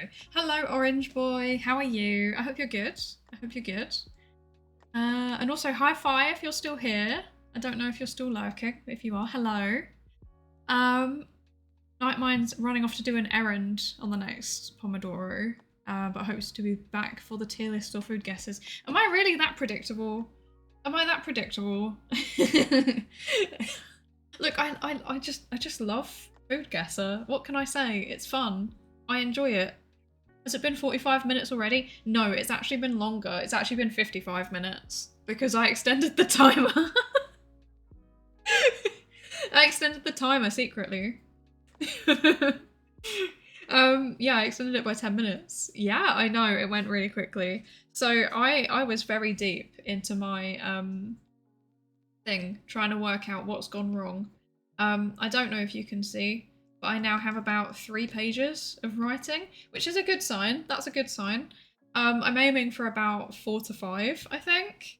So yeah, I still need to do a bit of writing. But I've basically got, how many words is this now actually? I did another quick analysis, literally just like the fastest ANOVA ever, to try and back up something I wanted to write about. And then I've also written 550 words of discussion, so that's good. So I still think it's possible to have some extent of finished by the end of the day, which is very exciting. I might have another chapter and then I can send it off to my advisor and be like, look what I've done. I hope you're proud of me. Bearing in mind though that I have been deleting and then rewording mostly, and then yeah, doing other stuff, deleting a lot of things actually. This is where my word count is. So it looks like a 10-word change, but it's probably closer to a 500-word change because I was going through and yeah, changing things and deleting things, and like I deleted an entire analysis because it was just useless. So yeah, that's where I am. I've been nose deep in image analysis. Oh, interesting. Image analysis. What is that? Yes, what kind? Tell us. I want to know more. Yeah, so I was working through this issue with the experimental manipulation, and I found that fairly consistently, all of the papers, it does work. And then I tried to find the examples that I found at the conference where it didn't work, and I couldn't find them anymore. So I don't know what's going on at that. I'm gonna cry. Have I just made this up? I don't think I have, but I think they haven't like published the poster anywhere. So yeah, or like it was an analysis in a bigger study that they haven't put in the title, which isn't helpful. So I'm kind of working with what I've got. So I think I can write one more. I did mention the floor effects that I forgot about. I have mentioned that now, in a single sentence. But it's more that it backs up that there's possibly a sample characteristic problem. So yeah, I do think that the issue is probably the subpopulation that we have chosen for this specific study rather than anything else. Or possibly I'm just bad at making experimental materials. That's also possible. But we pre-tested it and it worked. So yeah, my gut instinct is that it's possibly just the sample that we used. It would be really interesting to run this exact study again in like a general population, but I can't because I don't have any money. So yeah, that's cool. I think that the type of sample that we used, there might be something about them that's basically like a protective mechanism against the thing that we're looking for. So yeah, not sure about that. I should write the word I should write the word protective mechanism. Where? Protective mechanism. There we go. Thank you. I'm talking out loud. Genuinely, like, this stream is like a rubber duck for my thesis. It's very strange. I just chat, and then I'm like, oh, I should put that in my thesis. Like, I'm gonna have to give you all an acknowledgement at this rate. Bye, you're in grading hell. Oh god.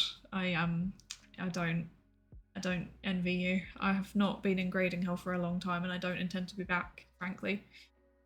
Bobo's looking at plant structures and seeing which tissues fully cloned into daughters versus the ones that were struggling.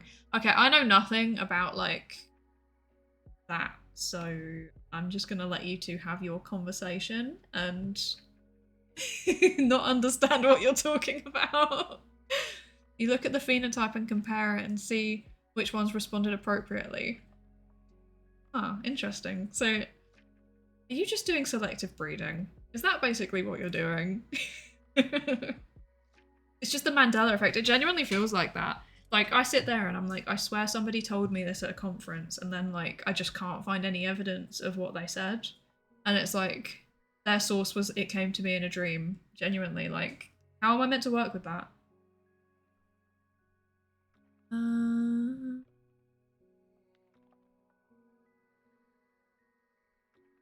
No, it's just fake the data. I would rather not. That would get me fired from my job and also thrown out of my PhD. Pain. Shout out psychology. Yes, I agree. Thank you, Paradise. I agree. Shout out psychology. Imagine thanking Twitch chat for completing your thesis.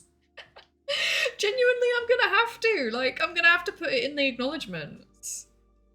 Like, how would I even... I need to work out how to phrase that in a way that doesn't get me doxxed. Thank you to all of the people who listened to me talk, and then I managed to exist thanks to you and your listening skills. This literally makes no sense. Oh, no. I refuse. No ads. You're banned. Wait, did I get it? Yes, I did. Oh, sorry. Sorry for the noise. I had to, like, literally move everything to see whether I managed to pause the ad.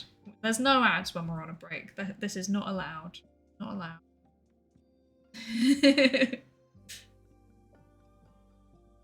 The Discord is up. Yeah, it will be. It will be. I promise. I promise. It will. We'll get there. We'll do the Discord. It will be there. Soon. Soon. On my defense, hello chat. Today we're discussing. Actually, don't. I can imagine me doing that. Like, I think it's genuinely going to go terribly because I'm just going to yap at them. I'll just yap and yap and yap, and they'll be like, "What on earth is this woman talking about?" And they'll be like, major corrections, and then I'll cry. I hope not, though. I think, like, the methodology side of my thesis, I think, is quite strong, because I was quite careful with it, but also I'm very self-critical of how I've done it, because, like, I'm a big fan of doing science robustly, but when I started my PhD, I didn't know how to do science robustly, so, like, the decisions I made were just terrible. But there's a lot of reflection on that in the thesis, so I think that that's helpful. Possibly. I don't know. Maybe. I don't know. I'm also gonna, like, you know, put in a bit of stuff about, like, this is how I've personally approached it. Like, these are the philosophies and stuff that influence how I think about these things. Like, I want to show that, like, I'm not just able to sit here and run a few surveys and hope for the best. Like, I want to actually show them I can think about things. And yeah, hopefully the methodology's strong enough that they'll just be asking me questions about theory, but then that kind of scares me because I feel like I don't know anything about theory. So that's good. Wonderful. We're just part of your control subjects. Yes, this is the control part. This is the control condition of the experiment. Plot twist, plot twist. No, I think actually the control condition is in real life when I'm like at university, and then this is the experimental condition, and I'm seeing if the VTuber avatar makes my science more interesting. Nice new outfit. Thank you. Thank you. I made it myself. I'm quite proud of it. Do you want to see the whole thing? I'm not sure if everybody's seen the whole thing. Wait. I can...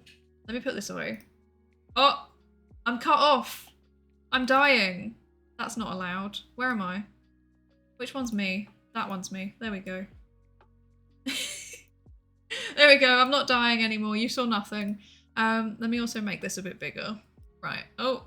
The thing's in the way. Good stuff. There we go. Okay, right. Let me show you the whole thing. Because I'm aware that some of you haven't seen it yet. So, there we go. That's the whole thing.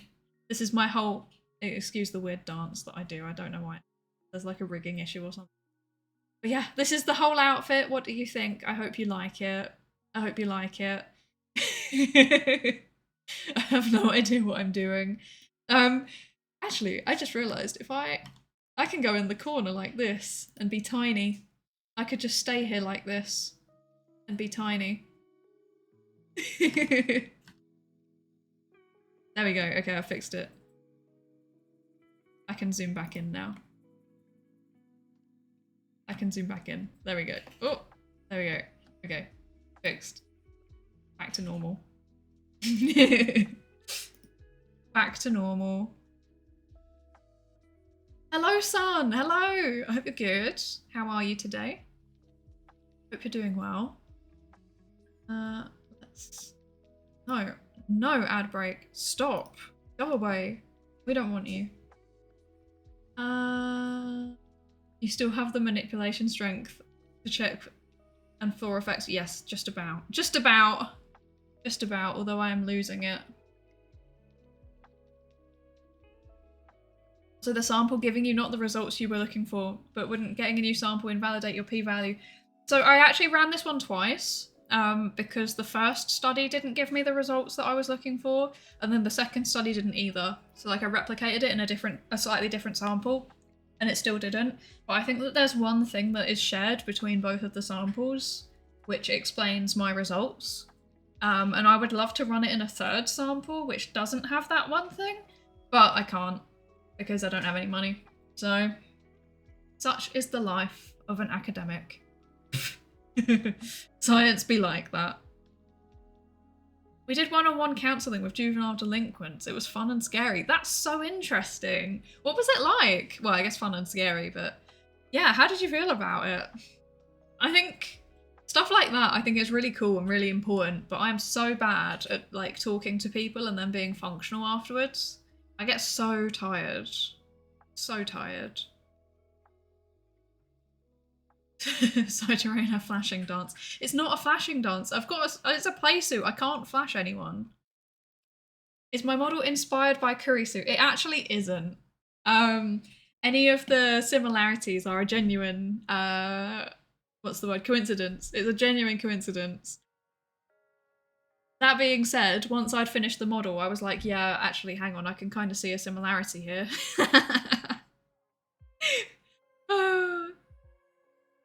I mean, yeah, I think there's substantial differences, to be fair, but yeah, I think it's the orange hair that mostly does it.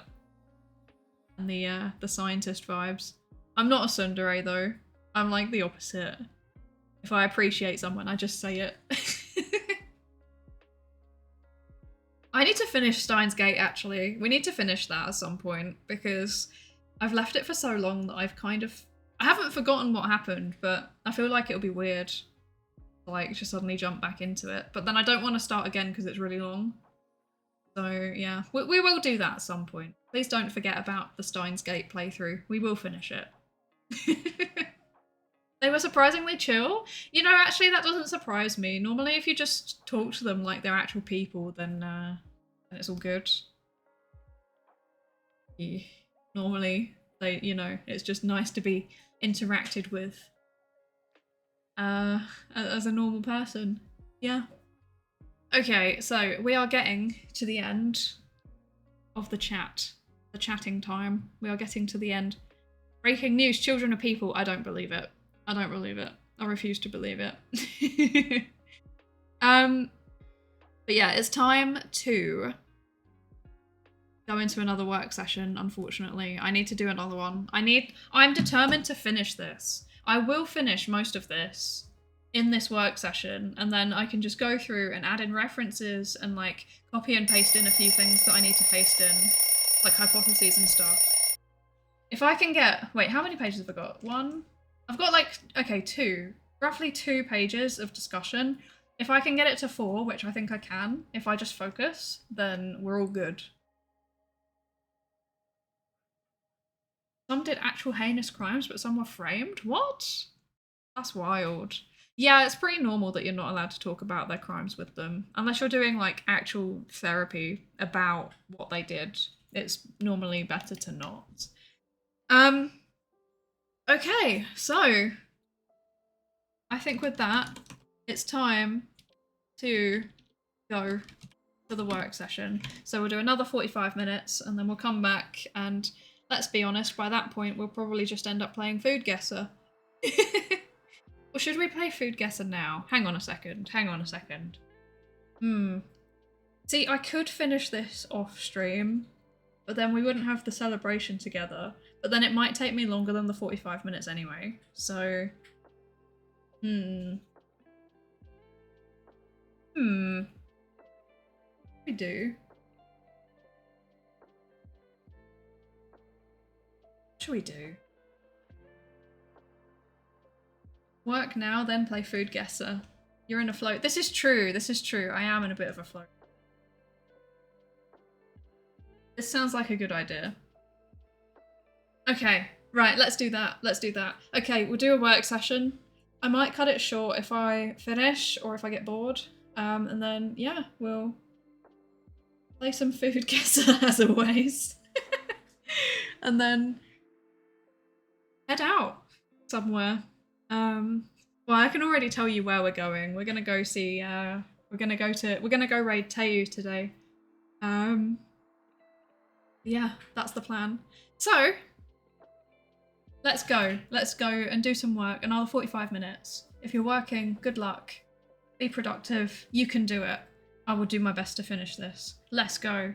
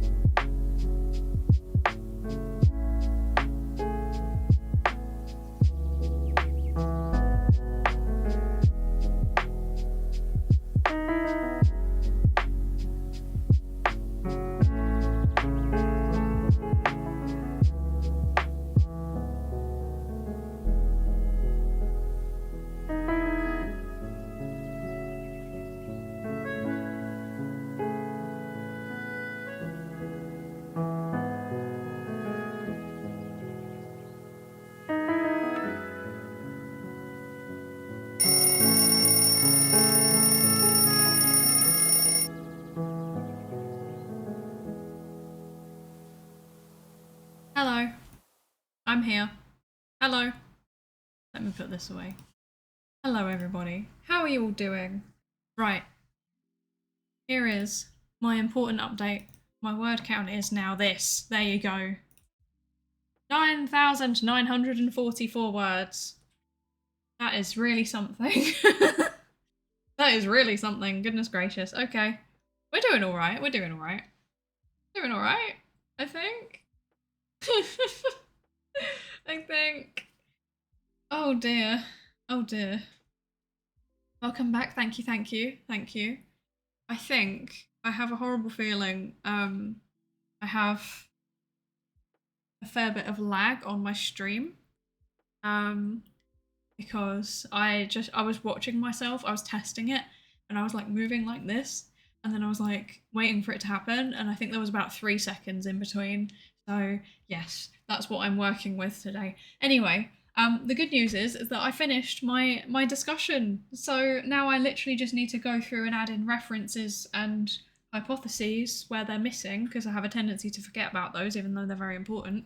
And then I'm done with the chapter. I can send it off. And right to my deadline. How exciting. How exciting. I want to thank you for the alarm. I used it to get out of a meeting that needed to leave. Amazing. Love that. Love that. Oh, I think that like we should all just have giant excessively loud alarm clocks and just like put them in meetings, and when it gets to like 15 minutes before the end of the meeting, it just goes off so that we all feel stressed. I think that'd be a good way to finish them up quicker. Good job, thank you, thank you, thank you. I'm excited, I'm happy.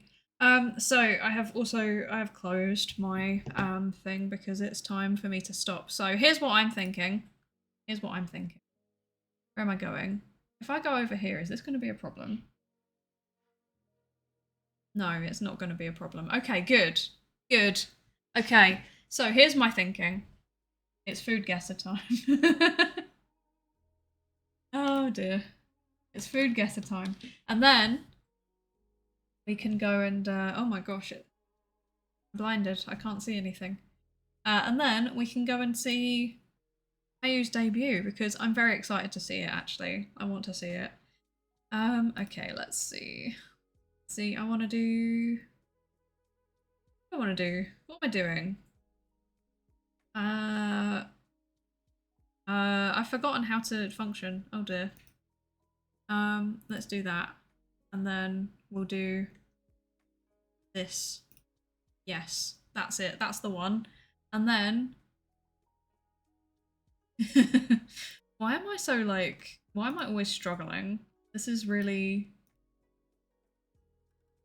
a big part of my brand at this point. There we go. There's Foodguessr. Let's do some Foodguessr. We all love ourselves some Foodguessr.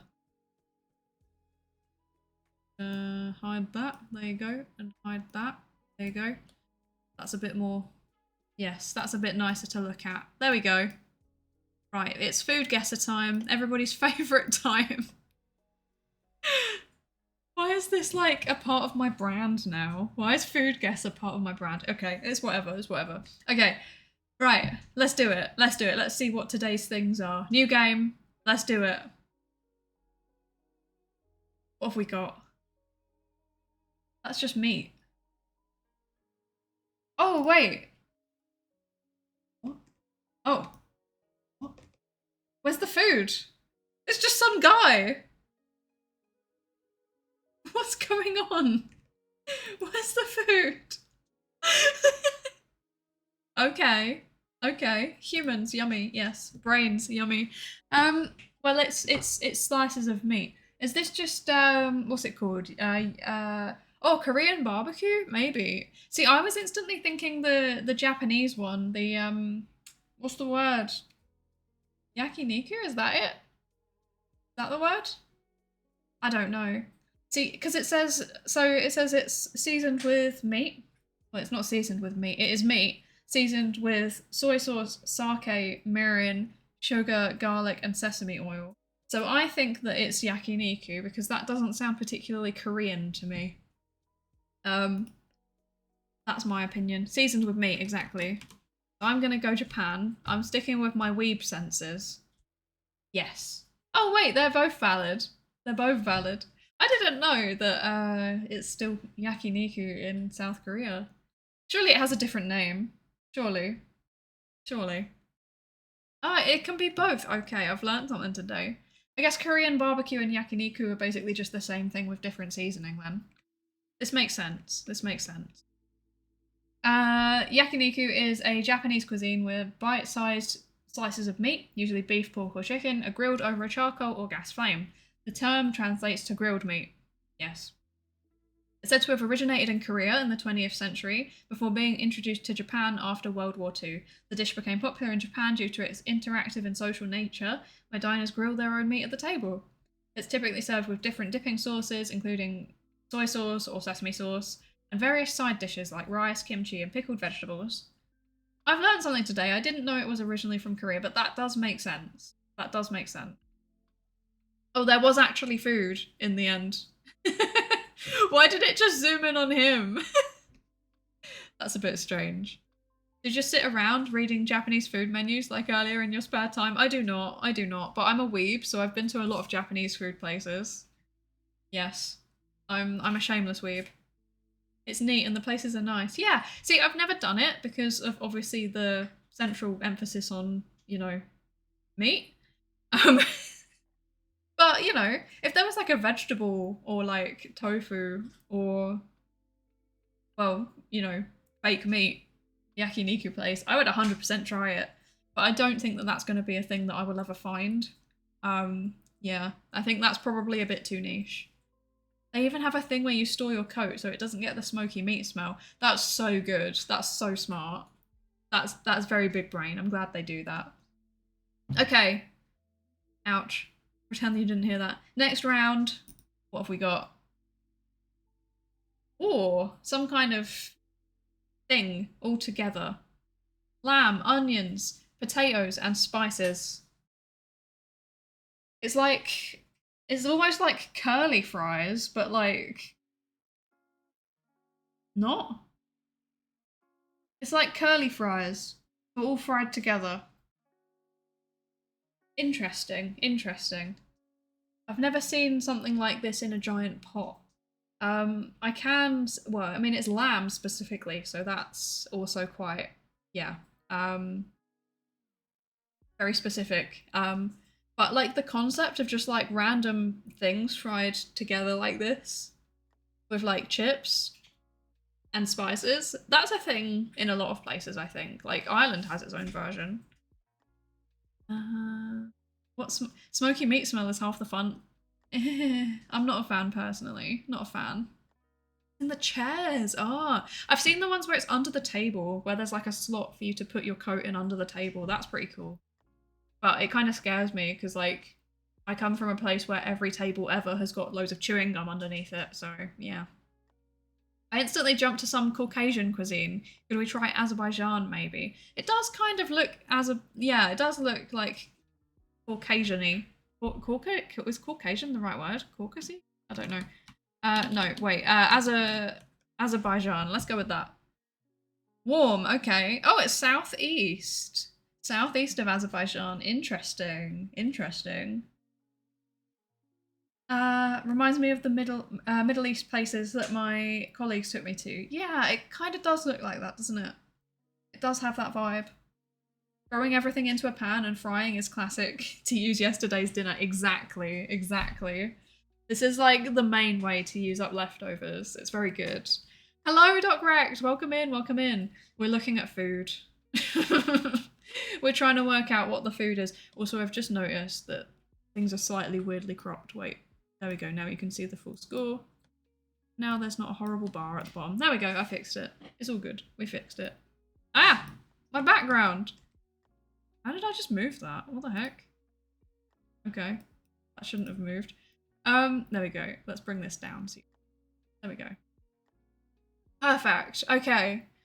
What you're writing? I was writing my one of my thesis chapters.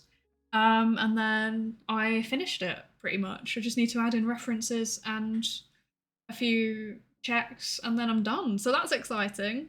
We've achieved something big today, I think. We've achieved a successful thing.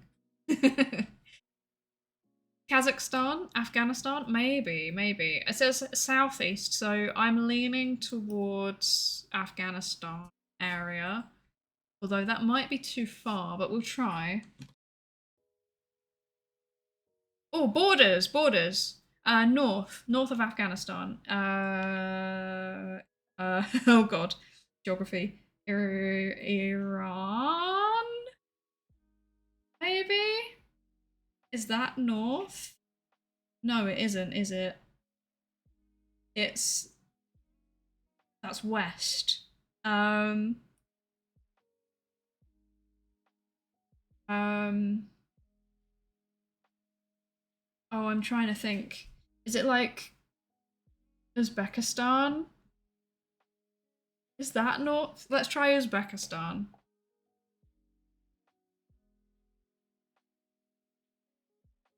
Let's go. Oh, if you just Kazakhstan would have counted. Oh, you're too good at this, Night Mind. What the heck? Let's go for finishing papers. Yes. Thank you, thank you. Yes, it's a whole chapter done. Only actually, I think that means I'm officially halfway through. Yeah, no, I think I'm halfway through now. So yeah, I've only got a few more to write and then I'm done. That's wild. That's scary. I'm scared. Okay, Kurdak? Is that how you say it? I don't know. It's a traditional dish from Central Asia, particularly popular in Kazakhstan, Kyrgyzstan, and Uzbekistan. It's a meat dish typically made with lamb or beef, although variations using other meats are also common. The dish is cooked by frying small pieces of meat in a pan with onions and spices until it's browned and cooked through. It's believed to have originated in the nomadic tribes of Central Asia who needed hearty, nutrient-rich meals to sustain themselves during long journeys. That's interesting. It's very cool. There are definitely variations of this all over the world, though. It's often served with flatbread or rice. Very nice. And accompanied by a side salad or pickled vegetables. Very cool. We love that. Let's see. What's next? What's the next round? What have we got? Bread. It's bread. Thyme, sesame seed, olive oil, salt. That, to me, is giving Lebanese flatbread, yes. Flatbread. Lebanese flatbread vibes. That one isn't, though. That one just looks sad. But this one's aesthetic, so that's good. What do we think? Lebanon? I'm gonna just go with it anyway. Oh, I just noticed there's writing. I don't know what that says, but it looks Arabic to me, so you know this one, but not its name. Yeah, I feel like I've had this before. Yes. Manakish is a traditional Levantine dish made of dough topped with a mixture of za'atar and olive oil. It's a popular breakfast food in places like Lebanon, Syria, Palestine, and Jordan. Very nice. Consumed in the Levant region for centuries, with its origins dating back to ancient times. The dish is believed to have originated in ancient Phoenicia. I don't know what that is, where it was known as mankush, and it was a staple food for sailors due to its long shelf life. Very nice. That's it. My roomie was from Jordan. Yes, I have had a flatmate from this region of the world before, and I believe that they gave it to me, and that's where I recognised it. We love that. We love that. Lebanese food's so good. Just actually, well, I shouldn't just say Lebanese food because it's the same in the whole region. Levantine food is very, very good. It's very good. He called it breakfast pizza. Yes. We love that. Although I think that any kind of pizza is valid for breakfast. Right, should we do one more? Let's do another random one. Oh, we've had this before. We've had this before. And I think it was from Pakistan. Yes. Papaya. Traditional South Asian dish made with goat or lamb trotters and unripe papaya, commonly prepared in Pakistan, India, Bangladesh, and other neighbouring countries. Known for its unique flavour and gelatinous texture, which results from slow cooking the trotters for an extended period of time. Yes, we've had that one before, I remember. Sandworm? What? What the heck is a sandworm? Sandworm, sometimes other meats, salt, sugar, fish sauce, garlic, chili pepper. What? What is a sandworm?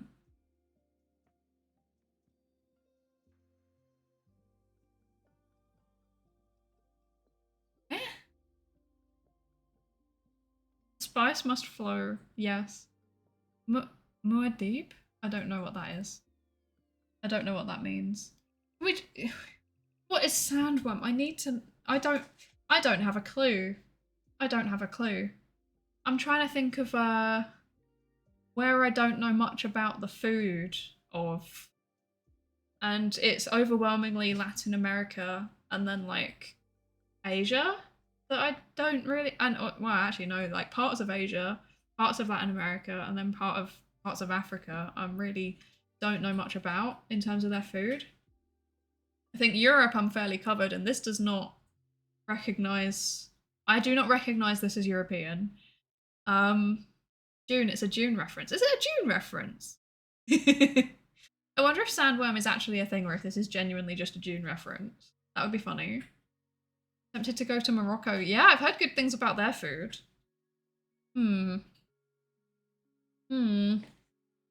Right. Given that there's chilies on top, it's somewhere with spicy food. So I'm just gonna assume it's either Latin America or Asia probably. So given that it's got fish sauce in, I'm gonna hazard a guess at Asia. So I'm just gonna put China and hope for the best because statistically it's probably from there. Borders, okay. Okay, it's south of China. Where is south of China? There's a lot of places south of China. That's not helpful. Southeast Asia with the fish sauce and chilies. Yeah. I'm trying to think. I don't know much about any of those cuisines until you get to Malaysia, so I'm gonna hazard a guess because I've literally never seen this before, and it's probably somewhere with a big coastline. Yeah, I'm thinking Vietnam. I think so too. Let's try Vietnam. Yes. What is the sandworm? Sandworms are a type of marine worm found in coastal areas of Vietnam. Okay. It's typically made by chopping sandworms with seasonings such as garlic, pepper, and fish sauce by forming them into small patties. Okay. I've literally never heard of sandworms. Sounds interesting.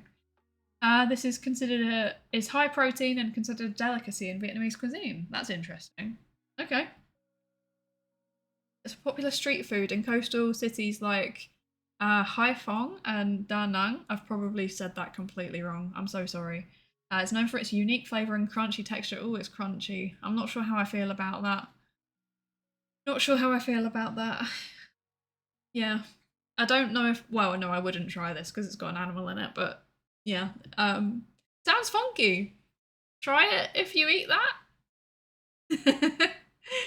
I guess with enough sauce, anything can go. This is very true. This is very true. Okay, next round. Oh. Ingredients. Bacon. What? What? What does that mean? This is depressing. It looks Scandinavian. I'm going to put down Scandinavian because that looks depressingly Scandinavian to me. Let's put Sweden. Warm. Okay, it isn't Sweden. It's west of Sweden. It's southwest of Sweden. Southwest of Sweden. Germany? It looks undercooked. I agree. Warm. Northwest. Oh, I swear. It better not be the UK. Borders. Okay. Sorted. Bacon and cabbage. I have never heard of this. I have never heard of this. There's no way. Bacon and cabbage is a traditional Irish dish dating back to the 17th century. It gained popularity during the Great Famine in the 19th century. when it became an affordable and nutritious option for the impoverished population. It reflects Ireland's heritage reliance on agriculture and farming, as well as the limited ingredients available during those challenging times. I've literally never heard of this. I don't believe that this is a thing. Like, I've lived here for like 5 years and I've never heard of this. Maybe. Bacon and cabbage. Ingredients, bacon. Right? Right? Like that. There was not cabbage in the ingredients. I know. Where's the cabbage? Well, I mean, it's in the picture, to be fair. It's in the picture, but yeah. What is the sauce? Is it literally just unseasoned bacon and unseasoned cabbage? That's really upsetting. It is famine food, to be honest. It is. It's in the food shame we're not talking about it category. To be fair, that's a substantial chunk of traditional British and Irish food. Like, the two islands, like, nobody taught us how to cook. It's a bit depressing. What's going on? Yeah, right? Is the cabbage optional? What's going on? What's going on? I don't understand. Oh dear. Okay. Well, I think that that's an interesting one to end it on. I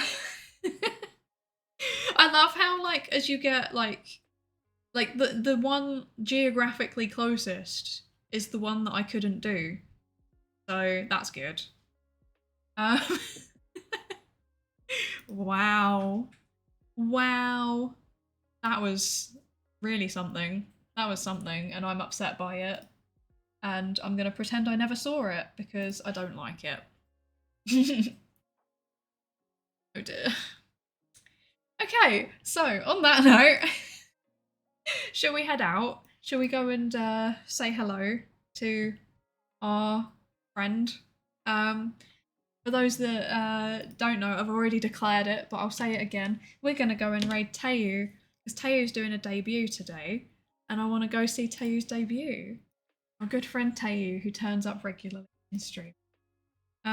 Rest well, and please send Discord invites. We will. Like I said, there's a bottleneck, and it's called Husbando Mod. Husbando Mod, you have homework. You have homework. He's ignoring me. He just switches off when any mention of the server appears. We'll get there eventually, we'll get there. And yes, the invites will be sent out. So for anyone that missed it, if you've been regularly chatting on the streams, then I will do my best to send you an invite. I apologise if I forget anybody. I only have so many storage slots in my brain. You can open a pre-registration via Google Forms. That's a really good idea. That's a very good idea. I can do that. Yeah, no, I can do that. Yes. So I will probably put that on Twitter in the next period of time. In a period of time, yes. I will probably put it on Twitter. Do I still have a socials thing? I don't. Okay. I got rid of that. Okay. Well, wait. Oh my gosh, I can't type. I've been doing too much typing. So I have a link tree. There you go. There's links to everything on there. But I'll make sure that there's a link on there too. Ignore the suggest suffer-a-thon goals thing. That's closed. You can't suggest any more suffer-a-thon goals for now. But everything else, wow, vibrations, very cool. But everything else, that all works. So yeah, feel free to go and do whatever things, follow or whatever. I don't know. I'm a bit of a boomer. I don't understand how. But I am most active on Twitter out of all of them, unfortunately for me. So yeah, that's probably the best place to follow for updates, including pre-registration for the thing. But yeah. Oh, now you post it, bot. Thanks, bot. And genuinely, thanks, bot. That's helpful. Okay, so let's go raid into Tayu. Let's go say hi to Tayu. Wait. Raid message. There you go. There's the raid message. It's field work time. Psydere's lab are here to research you. That's right. We have a mildly threatening raid message, as I realised the other day. That's fine. And yeah, we're going to go raid into Tayu. So please be nice to Tayu, because we love Tayu in this house. Oh, Tayu's in the middle of a presentation. Let's do it anyway. Let's do it anyway. We're going. We're going. We're doing our best. Okay, yeah, but yeah, we will go and say hi to Tayu. Thank you all so much for joining. I'm very excited about the fact that we actually managed to finish the thing. It's very good, I think. The chapter. Let's go. Yes, let's go. We finished the chapter. Good work, everybody. And yeah, I will see you next time. I don't have a time again. But there will be times posted on the Discord server when it's a thing. Thank you. See you all later. Have a good day or evening or morning, whatever it is, depending on your time zone. And yeah, I'll see you next time. Bye-bye.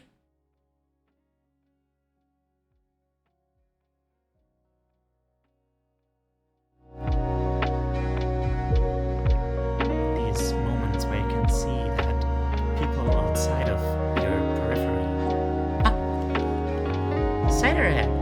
Psydere! Thank you for the raid. Wait, where's the... There it is.